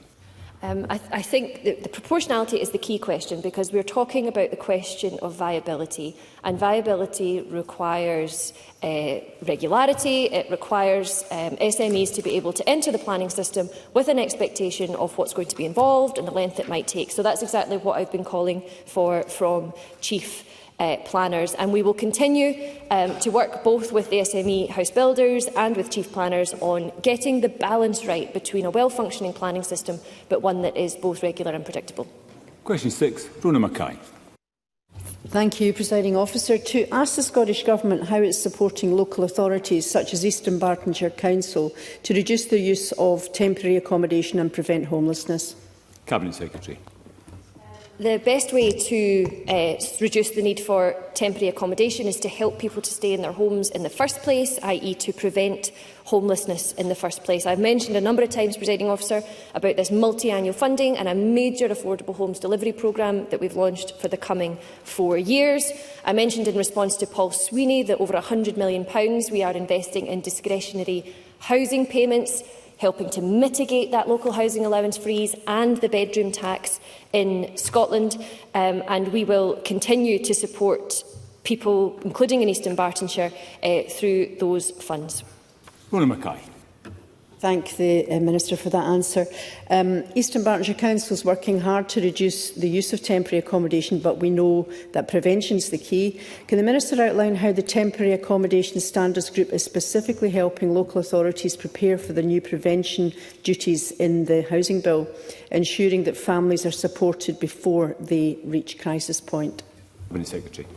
Presiding Officer, Rona Mackay is absolutely right to mention those new prevention duties, because as I have focused a lot of my answers on the work of the Housing Emergency Action Plan from the start of September, of course the Parliament passed the Housing Act at the end of September, and that contained what can be gold standard homelessness prevention duties, which we have developed alongside experts like Crisis and others. So to make sure that they can have the effect that we know they can, we're investing an additional £4 million this year in pilots to work out exactly how the prevention duties can best function and can best begin supporting people to avoid homelessness. Supplementary, Jamie Green. Thank you. The reason that the Eastern Bartonshire Council is having to put people in hotels and B&Bs is because it only has access to 50 council-owned temporary properties. Shelter Scotland told me that 240 households are at risk in that council area alone, at risk of immediate homelessness. I don't know how any of us can go home after Parliament today and tuck into our turkeys next week, knowing that there are children in Scotland who will spend Christmas Day in a B&B or a hotel room. It's not a housing emergency, Minister. It's a personal tragedy. What do you have to say to them? Through the Chair, Cabinet Secretary.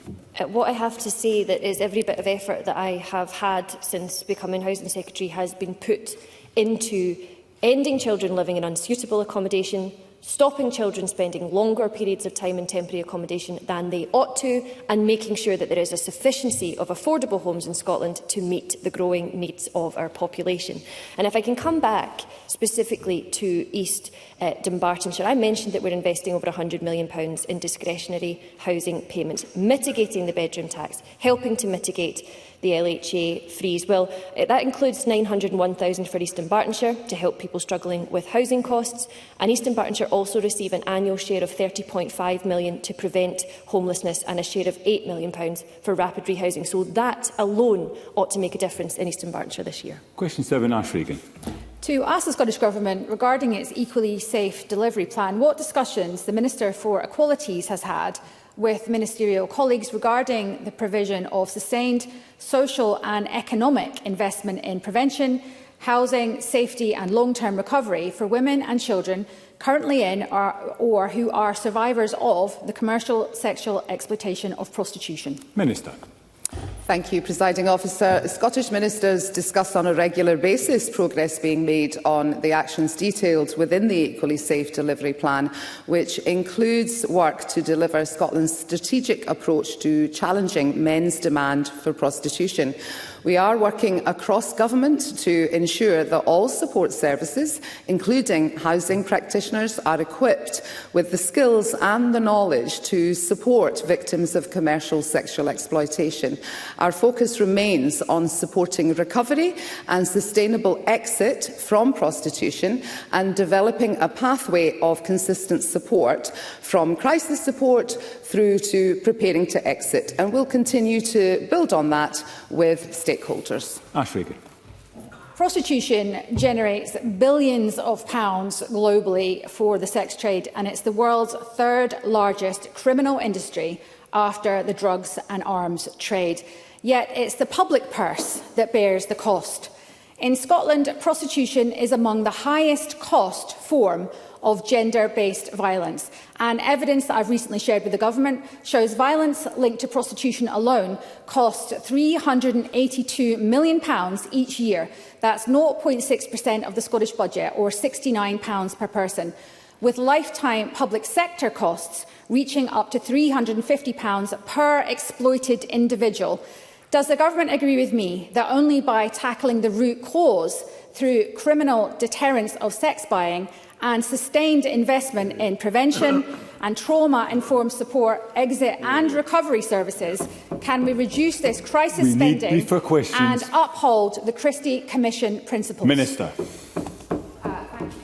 Thank you, Presiding Officer. I did make clear in my original answer through Equally Safe that we are, I explained, I don't need to repeat again the methods in which we are making sure that women can exit prostitution, and we challenge men's demand. Thank you. Question 8, Douglas Lumsden. The Scottish Government, what assessment it has made of the impact that increased regulations have had on the construction costs of house building? Cabinet Secretary. The Scottish Government is committed to ensuring that regulatory changes are introduced with full consideration of their wider implications, including in respect of construction costs in house building. Douglas Lumsden. Presiding Officer, research from Homes for Scotland found that regulations introduced since 2021 have increased the cost of house building by over £20,000 per home, and these costs are expected to rise over time. Considering Scotland's house building rate is well below the required level, will the Cabinet Secretary commit to reviewing current and proposed regulations with a view to ensuring it is easier and more affordable for the sector to build the homes Scotland needs? Cabinet Secretary. We, as I have set out a number of times, Presiding Officer, have recently set out plans for us to continue our track record in the delivery of affordable homes with a major delivery programme over the coming 4 years. So, of course, we are mindful of all of the things that have a bearing on the deliverability of that.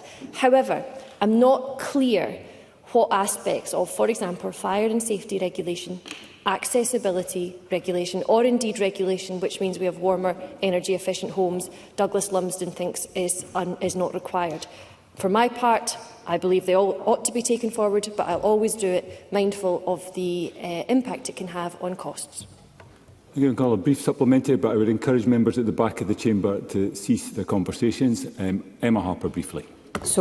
Thank you, Presiding Officer. The Cabinet Secretary touched on this already, but the largest contributor to rising construction costs is caused by the Tories' botched Brexit. So I would be interested to hear from the Cabinet Secretary to expand on the impact that this Brexit, which is now backed by Labour, is continuing to have on Cabinet construction. Secretary.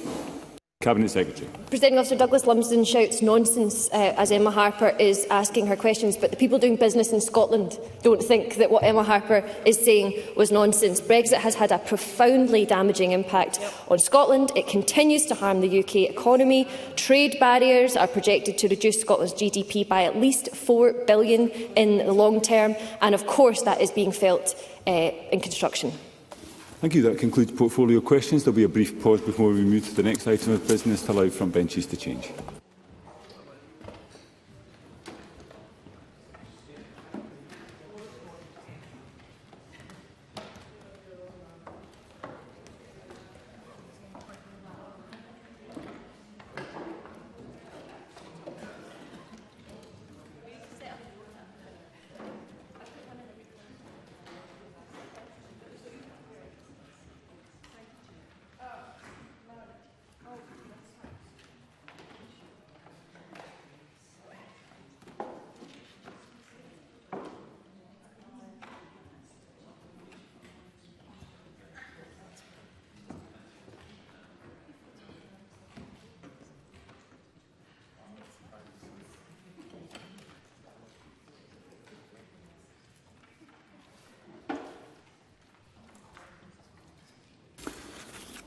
Okay, the next item of business is the debate on motion 20173 in the name of Siobhan Brown on the Contract Formation and Remedies Scotland Bill at Stage 1. Members wishing to participate in the debate should press the request to speak buttons. And I call on Siobhan Brown to speak to and move the motion. Minister, around 6 minutes, please. Thank you, Deputy Presiding Officer. The Contract Formation and Remedies Scotland Bill implements recommendations made by the Scottish Law Commission in 2018. The bill is concerned with contract law, specifically the formation of contracts and what happens in certain contexts where the terms of a contract are not met. Contract law is important to our everyday economic life and for all types of transactions involving businesses and individuals alike.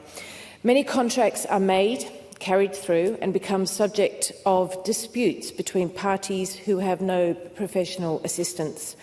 One of the bill's principal purposes is to produce legal rules that are clear, certain and accessible, and I, like most of the witnesses that the committee has heard from, think that has been achieved. It is important to be clear at the outset that the majority of the provisions in the bill are default. This means that parties can continue to enter into a contract on their own agreed terms and do not have to follow the provisions in the bill if it does not fit with their circumstances. This reflects the principle of party autonomy that witnesses and the committee has recognised as vitally important. The bill itself is not a complete codification of the law of contract formation. It largely restates the current law while clarifying doubts that have accumulated over the years. The main reform proposed in Part 1 is the abolition of the postal acceptance rule. Now, under this rule, a contract may be concluded without one party ever having received communication to that effect. An abolition of this rule has been a long-time SLC recommendation made a number of times over the past 50 years, and I'm pleased to bring forward a provision that will finally give effect to this recommendation. Part 2 of the bill deals with some of the remedies for breach of contract. However, this part is not a complete consolidation of the law of remedies. While the SLC consulted on this issue, it was clear from stakeholder opinion that there was no appetite for such far-reaching reform of the law. Instead, what the bill does is reform parts of the law on the steps that a party can take when the other party has breached their contractual obligations. I'd like to move on to the law of retention, which is a remedy meant to be used by parties to encourage performance of a contract without having to go to court. I wrote to the committee in October to set out my intention to bring forward amendments at stage 2 that would reform the law. This is the end result of a period of consultation building on the considered work of the SLC and Lorna Richardson of the University of Edinburgh over the last decade or so. The law of retention is unclear, and we have an opportunity here to bring much-needed clarity. As there appears to be some doubt amongst stakeholders about whether the retention provisions will be default, I want to be clear that it is my intention that these provisions can be contracted out of. This is an important point that addresses a number of concerns raised by witnesses, of course. Martin Whitfield. The Minister for taking an intervention. Will the proposed amendments from the Scottish Government take account of the recent case law, which I think speaks to some of what she's already referring to? Minister. Yes, we'll be considering that as well. I know that the committee is supportive of these amendments, but he has asked me to look at drafting suggestions, and I'm willing to do so, and my officials will discuss matters with stakeholders in the lead up to stage 2. The final point about the bill that I'd like to make concerns transitional provisions. A number of witnesses were strongly of the view that the provisions, if agreed to by Parliament, should apply to contracts entered into after the commencement, not to contracts that are already formed. And as I told the committee when I gave evidence, I share that view at the moment. The general practice is to provide for transitional and commencement matters in regulations. Section 25 of the bill provides for these powers. The specifics of these will be worked out as the final form of the bill becomes clearer, keeping in mind that any amendments may have a bearing on the most desirable approach here. Overall, having listened to the Stage 1 evidence, I'm pleased that there is broad consensus on the approach taken in this bill, and I welcome the committee's recommendation to agree the general principles of the bill. Deputy Presiding Officer, before I conclude, I'd like to thank the Scottish Law Commission for the considerable work that went into this reform project. I'd like to thank in particular the lead Commissioner, Professor Hector McQueen, for the time and effort that he's given to both the SLC and to the Scottish Government. I'd also like to thank Lorna Richardson, lecturer in commercial law at the University of Edinburgh, for her work with us on the general scheme for reform of the law of retention, which we consulted on earlier this year. And I'd also like to thank all of those that gave evidence to the committee and the members and clerks of the Delegated Powers and Law Reform Committee for their work scrutinising this bill. And finally, I'd like to say thank you to Lady Payton, the Chair of the Scottish Law Commission, for all her hard work over the last 7 years at the Commission. Lady Payton has personally overseen work on damages for personal injury and homicide while working with the Scottish Government to bring forward 5 SLC bills this session, including this one. Her tenure as Chair of the Commission has come to an end, and I wish her all the very best moving forward. Deputy Presiding Officer, I move that the Parliament agrees to the general principles of the Contract, Formation and Remedies Scotland Bill. Thank you, Minister. I now call on Stuart McMillan on behalf of the Delegated Powers and Law Reform Committee. Around 5 minutes, Mr McMillan. Thank you very much, Presiding Officer. First of all, Presiding Officer, I do also want to thank Lady Payton and everyone at the Scottish Law Commission for their excellent work that they have undertaken. I do also want to thank at the outset everyone who has engaged with the committee on this bill in writing and also in oral evidence. They certainly have assisted with our scrutiny. I want to thank our excellent clerking team for their first-class support during the scrutiny of the bill. I also want to thank MSP colleagues for the way that we actually went around about the bill and the work that we undertook, and it was very much done with a collegiate approach. I'm pleased to be speaking today as the convener of the Delegated Powers and Law Reform Committee, the lead committee for this bill at its Stage 1 debate. This is the 5th Scottish Law Commission bill that the committee has acted as lead committee for in this session. And it's worth reiterating that this is a part of the committee's role and remit which members enjoy and also certainly find very much worthwhile. As set out in the Presiding Officer's determination to identify a Scottish Law Commission bill, when the committee is to be lead committee, the bill should make provision which is not likely to generate substantial controversy amongst stakeholders. That means that the bills that we look at are unlikely to grab lots of media attention, but they are nonetheless really important bills for us to look at. As the Minister touched upon, contracts are formed all the time and they are the lifeblood of the economic activity in Scotland and also internationally. Indeed, we heard that acts as simple as buying an item in a shop constitute forming a contract, which many contracts have been formed all the time by individuals without legal training or also advice. And despite this, contract law has, in a large part, been developed under common law and as such is less accessible to lay people if and when disputes arise. Now, one of the key aims of the bill is to make rules which are clear, certain and also as accessible as possible, and the committee agreed that a law like this, which sets out default rules relating to the formation of contracts and aspects of the law on remedies for breach of contract, is an appropriate way to actually achieve this. The Scottish Law Commission's work on contract law dates back almost to its inception, as outlined by Professor Hector McQueen, who acted as the lead commissioner on the project which led to this bill when he gave evidence to our committee. Anyone who reads the SLC report on review of contract law, published in 2018, can be left in absolutely no doubt of the comprehensive, thorough job the Commission did, and I certainly would like to pay tribute to them for that work. And while the review was comprehensive, the aspects of contract law it recommended for inclusion in this bill were very much more limited. That certainly came up when we went through the evidence sessions.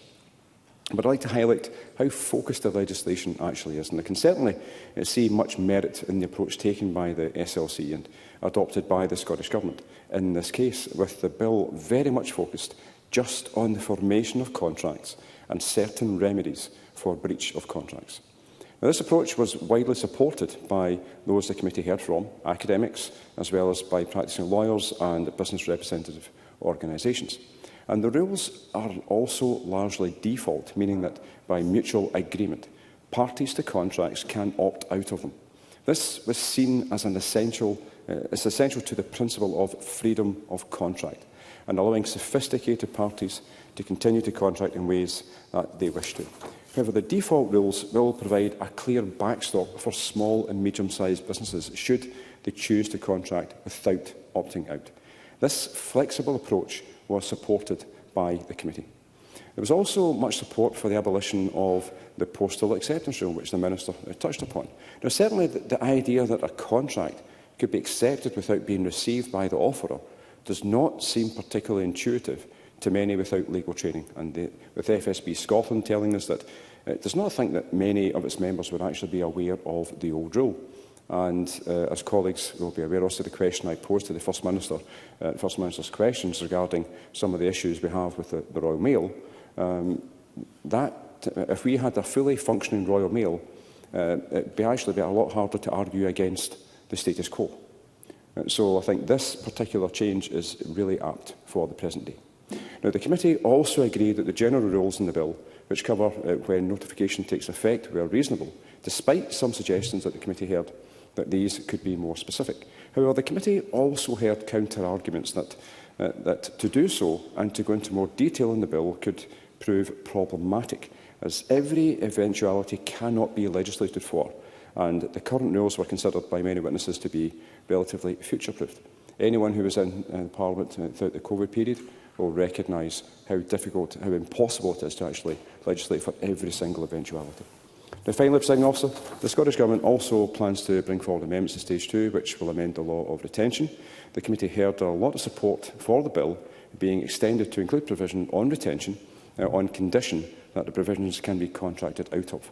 And we are pleased that the Scottish Government has confirmed that such flexibility will be allowed for in the new rules. And all that is left to be said, Presiding Officer, is to confirm that the committee recommends to the Parliament that general principles of the bill be agreed to, and as convener of the committee, I'd like to wish everyone a very Merry Christmas and Happy New Year. Thank you. Thank you, Mr McMillan. And I call Ros McCall, around 4 minutes. Thank you, Deputy Presiding Officer. It gives me pleasure to speak in the Chamber today on the Stage 1 of the Contracts, Formation and Remedies Scotland Bill. And I want to inform the Chamber, or whoever is left in the Chamber, that I don't intend to take my full 6 minutes. And please don't take that in any way against the importance of the bill. But in my short career as a member of the Scottish Parliament, I've not had the pleasure of working on a bill that's primarily and universally supported by pretty much everybody that gave evidence. There was only one respondent, Dr Jonathan Brown from the University of Strathclyde, that was against the proposals. And whilst I understand his passion for the continued support of Scottish common law, this is an area that has been needing some clarification for some time and, has already been mentioned, is universally supported by stakeholders. I'd like to take this opportunity to thank the Scottish Law Commission, everyone that participated in the evidence sessions, and additional thanks to the clerks and staff in the committee for all their hard work. It's already been stated that the bill makes provision regarding the formation of contracts and the remedies for breach of those contracts. Many stakeholders have found the legal framework around contract law to be difficult to navigate, and the Scottish Law Commission's work leading up to the bill concluded that some parts of contract law were unclear, difficult to find and in need of modernisation, and that's what this bill is doing. It rectifies these issues. Academics are in agreement. Professor Stephen Bogle and Professor Tom Johnson from the University of Glasgow supported the proposed reforms. They said, considering the landscape of contemporary litigation in Scotland, it's increasingly evident that reform is needed, particularly due to the limited body of case law and the discernible hesitancy within the Scottish judiciary to articulate general principles beyond the specific factual matrix of an individual case. Businesses are in agreement, and the Federation of Small Business supported the bill's overall aims, with Colin stating, "It's quite sensible to have the bill to provide clear backstops where they have not been agreed in other terms by parties. That makes perfect sense. As a general principle, anything that's done to codify, simplify or clarify the law and make it easier for us as lay people to understand has to be a good thing." Lawyers are in agreement. The Law Society of Scotland supported the proposed reforms when they stated, "It's clear that a new statutory regime has the potential to offer benefits to certain parties by offering users a means to form agreements without detailed understanding of case law or wider academic and institutional writings." So who are we to disagree? In layman's terms, the bill makes it easier to understand the legalities around contracts, understands the implications of them, and, if needed, the ability to contract out. So if I had to find anything that might be a small negative in regard to the bill, it would be that it's been a long time coming. The Scottish Law Commission had been looking at the issues relating to contract law since it was first established in 1965, and the bill follows recommendations by the Scottish Law Commission in 2018. 7 years in the making. Maybe, Presiding Officer, that's a little disappointing. But I'd also like to highlight the committee's finding regarding retention. At the time the Scottish Law Commission report came out, it stated that the law of retention didn't need statutory reform. But that was not accepted position when the Scottish Government consulted on the report back in 2024. Stakeholders have advised that the law of retention is now less clear than when it was when the Law Commission published its report and that law would benefit from clarification. So I want to recognise the Minister's willingness to bring back amendments at stage 2 on this, and I welcome her collaborative approach on this issue and to the bill in general. So, in conclusion, Presiding Officer, it's a welcome bill that's finally come to pass, and I sincerely hope that stages 2 and stages 3 are equally congenial. Thank you very much. Thank you, Ms McCall. I'm grateful to you for not using all 6 of your 4 minutes. And I now call Katie Clark. Around 4 minutes, please. Thank you. Thank you very much, Presiding Officer. And I'm pleased to open this debate on behalf of Scottish Labour and to associate myself with the comments made by the Minister and Convener about Lady Payton. We support the general principles of this bill, while calling for the Government to work with stakeholders to consider how the bill could be approved ahead of stage 2. I was involved in the scrutiny of this bill as a member of the Delegated Powers and Legislative Reform Committee, and I thank my colleagues on that committee for the work that they have done scrutinising this bill, and all stakeholders who engaged with us in the evidence session for their involvement in the scrutiny process so far. There has been a great deal of consensus about the provisions of this bill. It aims to implement recommendations made by the Scottish Law Commission in its 2018 review of contract law and to codify the law in this area. As the Minister said, it is an attempt to codify and simplify the law. We do not accept that settled law always needs to be codified, however recognise the considerable work which has been undertaken by the Scottish Law Commission and support the contents of the bill. But we also note there is limited reform included within the bill. We hope that this bill does not lead to further litigation but clarifies the law and gives greater certainty. As the Minister says, the intention is that the law of contract should be clear. And as she also states, this bill deals with the postal acceptance rule and that there are going to be proposals in relation to the law of retention, which we welcome. The bill seeks to take forward the recommendations from the Scottish Law Commission by establishing default rules relating to the creation of contracts and aspects of the law and remedies for breach of contract, which we support.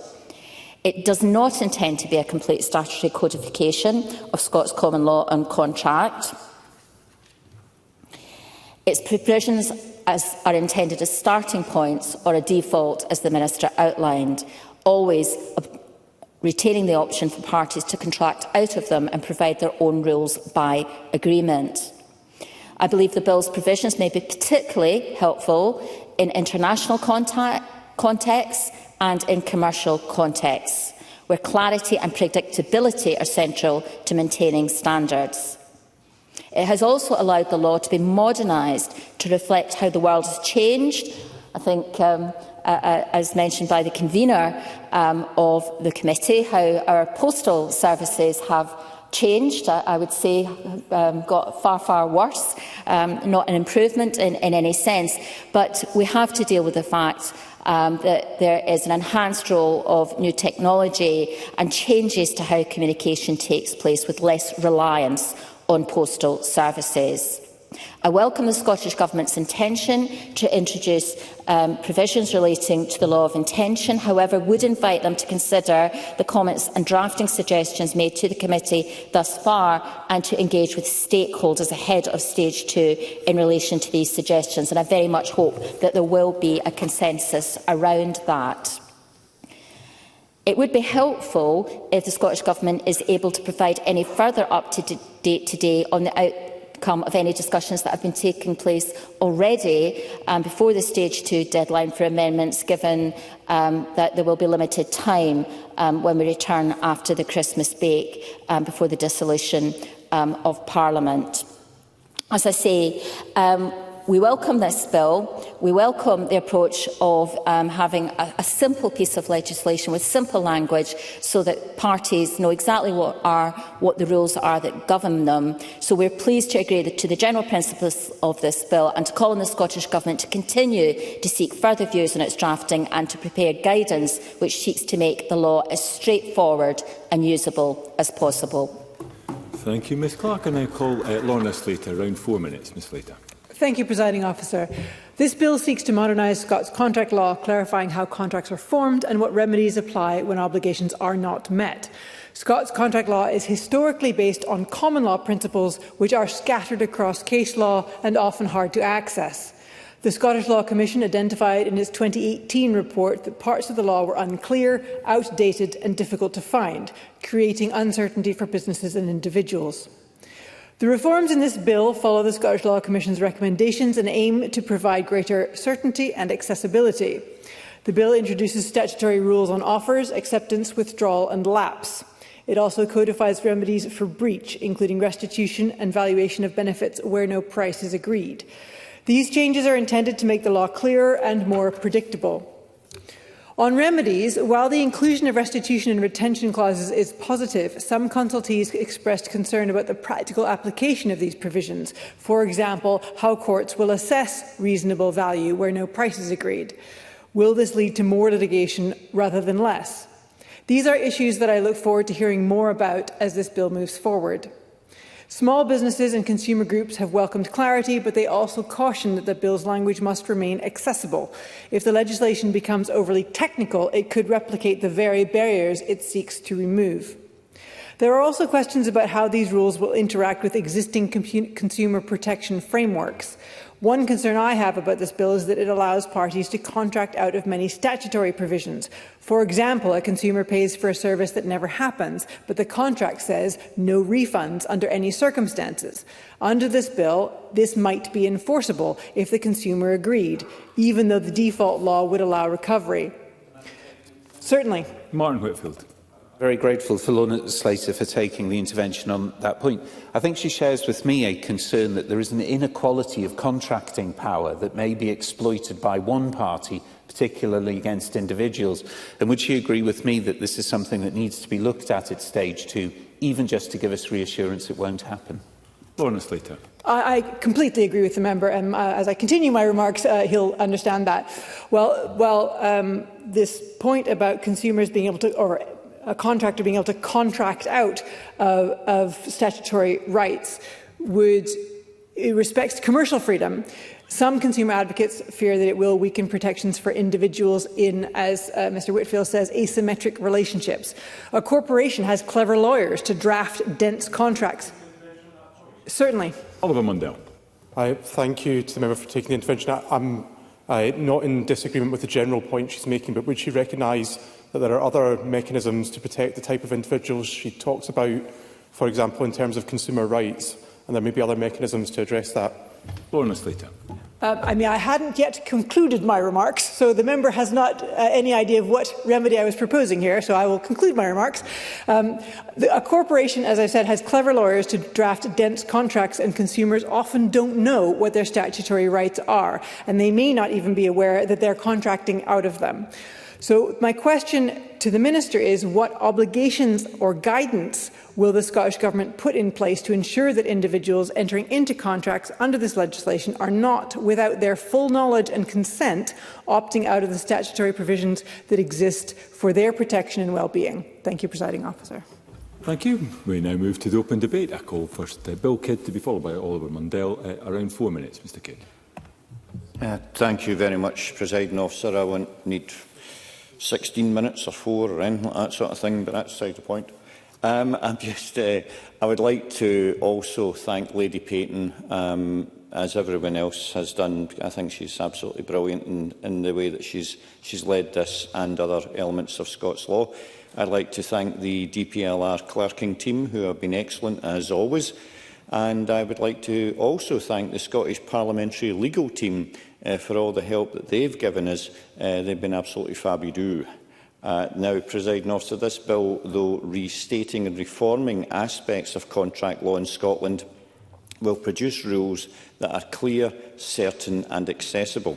It's important economically and socially that the contract law regime in Scotland is fit for the 21st century, so we have to make changes to improve, simplify and update aspects of contract law. I am very pleased that the DPLR Committee, working with stakeholder witnesses, have managed to show a broad consensus on the general principles of the bill, because we have to make the law clearer and more accessible. The Scots law of contract has largely developed as a matter of common law, which limits the law's accessibility to those without legal training. We need to introduce a modern, clear statute which will deal with disputes between parties in a way not possible in any single court case. This bill will ensure the introduction of legislation which makes changes to improve, simplify and update aspects of common law. Delegated Powers and Law Reform Committee recommends that the general principles of the bill should be agreed to. The Law of Scotland has said that this legislation represents a modern approach and will address uncertainties on a number of specific points around contract law. If we introduce this very focused bill, we will make the law more accessible to lawyers and laypersons alike, reduce the number of disputes with consequential litigation, allow savings in court time and preparation for litigation in contributory negligence cases. This is our opportunity to ensure that contract law is fit for a modern Scottish economy. Presiding Officer, we must take this opportunity. Thank you. Thank you, Mr Kidd. And I call Oliver Mundell again, around 4 minutes. Mr Mundell. Thank you, Presiding Officer. I'm grateful for the clarification on time, because Martin Whitfield did tell me on the way into the chamber that he was planning to speak for 30 minutes, and it frightened me that I might not get my lunch. With that to one side, can I also associate myself with the kind words that have been said by many members in relation to Lady Payton. I think she's done an excellent job. And I think she's played a significant part in the fact we have seen these 5 bills come through in this session.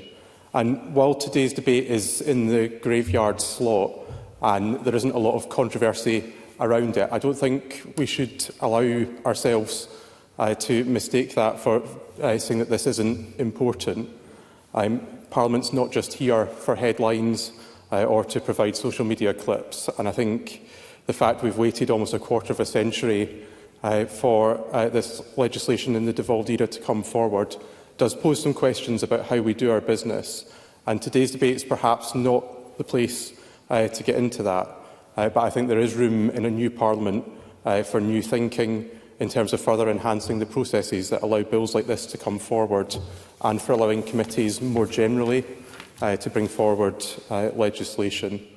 But I do think there is credit where it's due to Graham Day for pushing this process forward, and also to recognise the work of the DPLR committee itself, the enthusiasm of its members, which is evident even today, just before Christmas, and to Stuart McMillan in particular for making the time to look at these bills, and for doing so in such detail and with exactly the same consideration as would be given to any other legislation.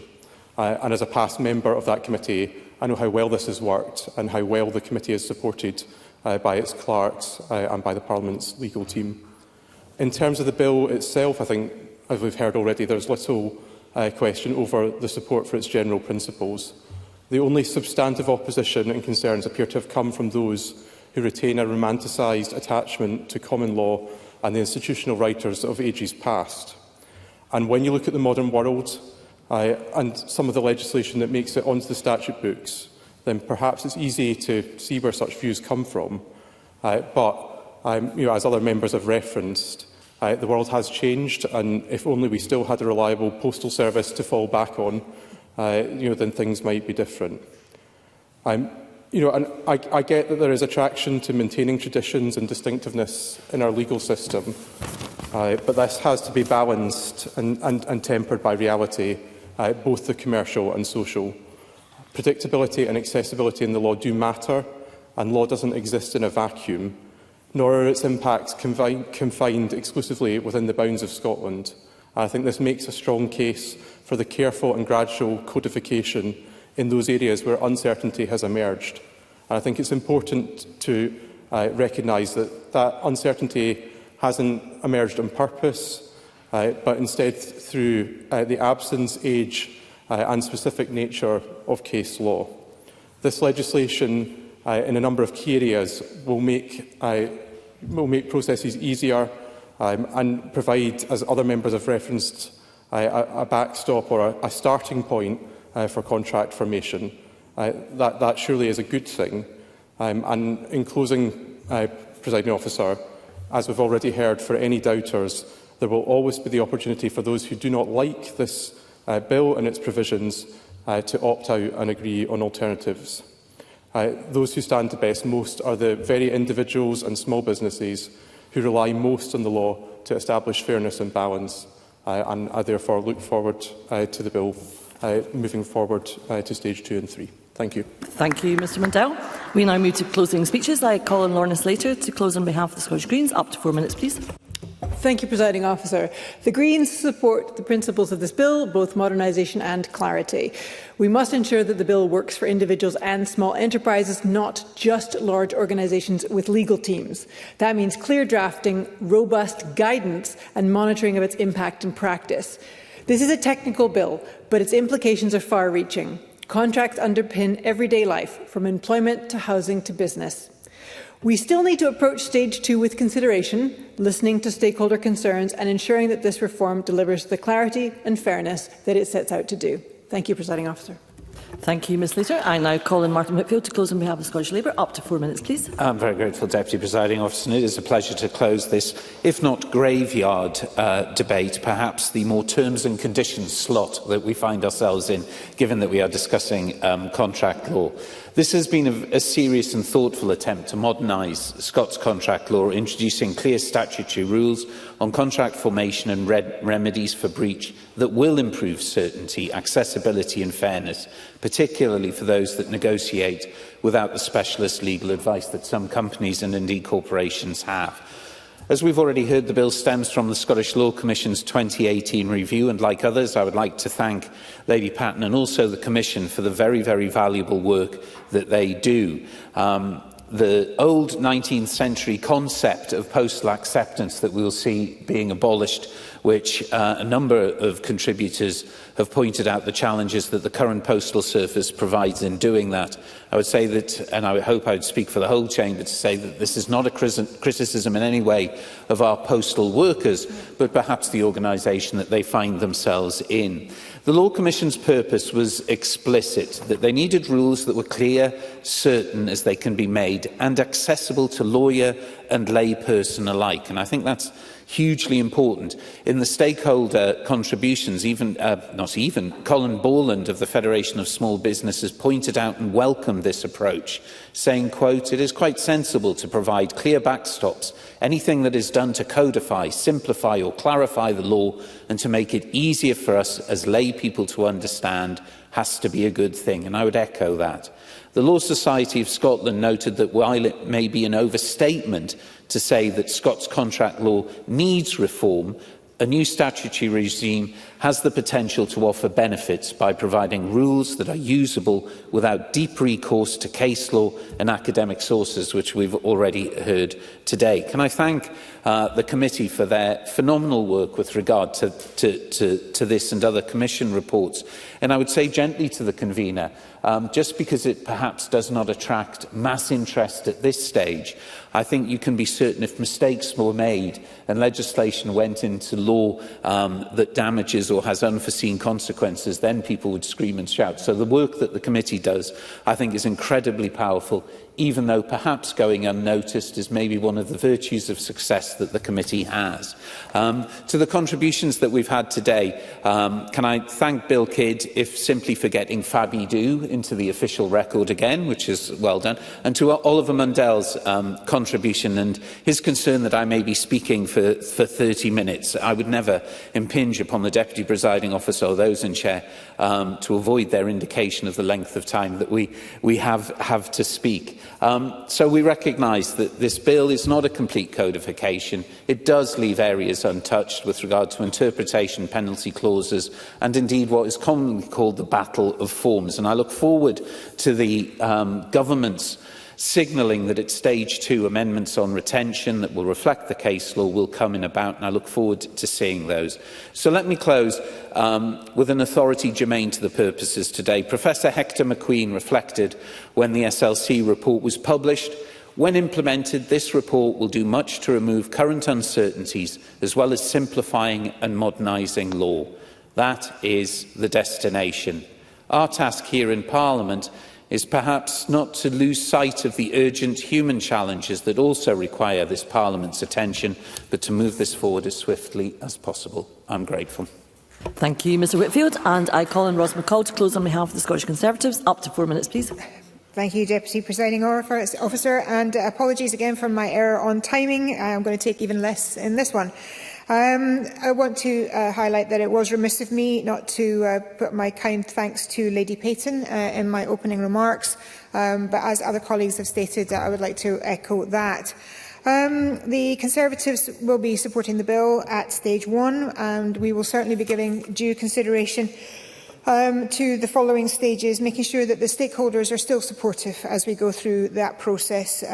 It has been commented on that this might be a bill that many people would not find what they call sexy, I think is a way to put it, but it is nevertheless very important and certainly something that everybody can get behind, and I think we'll see that as we move forward. I have nothing more to add other than to wish everybody a very Merry Christmas and a Happy New Year when it comes. Thank you, Presiding Officer. Thank you, Ms McCall. And I call Minister Siobhan Brown to close on behalf of the Scottish Government. Up to 5 minutes, please. Thank you, Deputy Presiding Officer. Thank you to everyone who has contributed to this afternoon's debate, and I'd like to repeat my thanks to the Scottish Law Commission for the work that has gone into this project and the Delegated Powers and Law Reform Committee for its work scrutinising the bill. Contract law is important to our everyday economic life, and this bill will modernise important parts of the Scots law of contract while clearing up doubts that has arisen over a few years. It is clear from today's debate that there is widespread support for the general principles of this bill. And, Presiding Officer, I'm just going to touch on a few issues that have been raised today, if I may. The electronic communication and Section 13. The bill provides a general principle on when a notification, such as an acceptance, reaches another party, and it is deliberately broad and flexible because it has to work in a wide range of circumstances and be capable of application to future technologies. And I'm pleased to see that the committee agrees with the approach taken in this section. Section 13(4) gives a non-exhaustive list of examples in which it might be considered that a notification has reached the other party. But in individual cases, this must be measured against the general rule in subsection 3. An automatically generated out-of-office response may make it unreasonable to expect the addressee to be able to obtain access to it without delay, and the party sending the notification can forward it to a different email address if known, or pick up the phone or speak to someone. And it is, of course, open to parties to make alternative provision during their negotiation, and the bill does allow for this. And this reform is very important, and as members have said, in my MSP capacity, I recently visited Royal Mail in Prestwick, and I've heard first-hand all the challenges that they currently face, and our hard-working postmen all felt demoralised because all they wanted to be doing is to be delivering for the community, and postage and post was not being delivered, and parcels were being prioritised. Presiding Officer, I'm also going to touch on Katie Clark and comments regarding the need for guidance as well. So contracts are used widely, and to publish and maintain guidance that accommodates the breadth of purposes to which contracts are put would be a significant undertaking. For example, our IAS have suggested that guidance be prepared for the construction sector, but any such guidance would be of limited value because the standard for formed contracts for the industry would take precedence over the default rules in the bill. So I am confident that we have a bill will make the law. Yes. Yep. Katie Clark. I'm grateful to the Minister, and would she be happy to write to the committee perhaps in more detail as the bill progresses, outlining the areas where it is believed that guidance might be helpful if it's sector specific? Minister. I'm just about to get to that. So yes, so The bill will make the law more accessible and more legally certain than what we currently have, and that the guidance of the Scottish Government I do not feel is needed, which I understood was a majority view that was heard by the committee. The explanatory notes published together with the bill will provide a clear and accessible explanation of what the provisions do.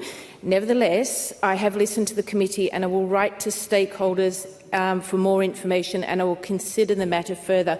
And of course, I will keep the committee updated. Yes. Martin Whitfield. I'm very grateful to Siobhan Brown taking the intervention. And on that point of the inequality of bargaining power, again, will the government reach out with regard to stakeholders to seek their views on whether there's a challenge in the fact that potentially contracts can opt out of this that may cause problems further down the line? Minister. Yes, and I was going to also confirm to Katie Clark when she raised it that, of course, we will be engaging with all stakeholders ahead of stage 2. I know you want a clarification of what ongoing engagement is happening with stakeholders, and my understanding it is ongoing, but I will write specifically to yourselves just with more detail on that. Just on the consumers and protection, the members will be aware that this bill does not affect the protections laid out in reserved law or consumer protections, and this is expressly saved in section 23 of the bill. Deputy Presiding Officer, reform is needed. That is clear from the overwhelming majority of stakeholders who submitted evidence at stage 1 and what has been said today in today's debate. This bill will modernise the law, make it more accessible and fit for purpose. There are, though, matters to consider, and I look forward to working with the committee to consider these matters. And I would ask that Parliament to support the general principles of this bill. Thank you. And Merry Christmas to everyone. Thank you, Minister. That concludes the debate on the Contract Formation and Remedy Scotland Bill at stage 1. There will be a very short pause before we move on to the next item of business. And the next item of business is a debate on motion 20174 in the name of Angela Constance on a motion on legislative consent for the Sentencing Bill UK legislation. I would invite those members who would wish to speak in the debate to please press the request to speak buttons, and I call on Cabinet Secretary Angela Constance to speak to and to move the motion. Up to 7 minutes, please. Thank you, Presiding Officer. I would like to start by extending my thanks to the Parliament authorities for their cooperation in expediting this work, which will enable the Parliament's position to be communicated to the UK Government before the conclusion of the bill's progress at the House of Lords early in January. I would also like to thank the Justice Committee for their input yesterday, and I look forward to the discussion this afternoon. I am today seeking the Parliament's approval regarding the motion to provide legislative consent to the UK Government's amendments to their current sentencing bill. After ongoing engagement with the UK Government and further engagement with the Scottish Prison Service and the Parole Board for Scotland on the relevant provisions, the Scottish Government recommends that the Parliament agrees to this motion for legislative consent in respect of the UK Government's amendments. The UK Government introduced their sentencing bill on the 2nd of September 2025 to take forward recommendations set out in the Independent Sentencing Review led by the Right Honourable David Gauke, which was published in October 2024. The UK Bill intends to make changes to the sentencing framework and management of offenders in the criminal justice system in England and Wales. This includes making changes to the sentencing of lower-level offences, release provisions for some prisoners, community order requirements and restrictions available for post-prison supervision. The areas of law covered by the Sentencing Bill are largely reserved, or else the provisions extend to England and Wales only. However, on the 14th of November 2025, during the Bill's progress, the UK Government tabled amendments which seek to change the sentencing and release arrangements which currently apply to individuals sentenced for a national security offence to match those applied to those individuals sentenced for a terrorism offence. This means that all such prisoners will be considered for parole after serving 2/3 of their sentence, rather than short-term prisoners being subject to automatic release at 40% of their sentence, as they normally would, or long-term prisoners to be considered for parole for the first time at half sentence. As a result of this, several consequential and technical amendments are required to ensure that these provisions could also operate as intended in Scotland. The legislative consent of the Scottish Parliament is required in relation to these amendments, as we consider that the changes being proposed would alter the executive competence of Scottish ministers in relation to their functions concerning the release of prisoners of this type. The changes are expected to have little to no operational impact on the Scottish Prison Service, Parole Board and Justice Social Work Service in Scotland, due to the low numbers of prisoners with this sentence type commonly held in Scottish prisons. In fact, SPS have reported that there are currently no such prisoners in the Scottish prison population. However, while the impact may be minimal, I strongly advise the Parliament to consent to these changes. It is sensible to ensure alignment with England and Wales with regard to sentencing of offenders convicted of a national security offence. National security offences are considered on a UK-wide basis, and thus consistency in treatment of those kinds of offenders is important, both with regard to sentencing and release. In fact, non-consent to these amendments may mean that the regime for management of national security offenders in Scotland could be seen as less stringent when compared with the rest of the UK. This would leave Scotland at risk of being seen as a more attractive location for state threat actors and other offenders in the national security category. Thus, the legislative consent of the Scottish Parliament is essential to ensure both this consistency between Scotland and the rest of the UK with regard to the sentencing of national security offences, and that Scotland does not become less stringent in the treatment of these kinds of offences. So, in light of these points, I would urge Parliament to support the legislative consent motion. Thank you. Cabinet Secretary, could I ask you to formally move the motion? And formally move, Presiding Officer. Thank you. I now call on Liam Kerr to open on behalf of Scottish Conservatives. Up to 6 minutes, please. Thank you, Presiding Officer. I rise to speak to this LCM, which was also considered and scrutinised in committee yesterday. As the Cabinet Secretary set out, this issue arises due to the Crime and Policing Bill going through the UK Parliament, which contains provisions in its Clause 8 and Schedule 2, which require the consent of the Scottish Parliament. Now, the Scottish Government has recommended that the Parliament consent to the relevant provisions in the bill and have set out clearly the reasons for that in its LCM detail. I have to say I also found the Cabinet Secretary's evidence highly persuasive, both yesterday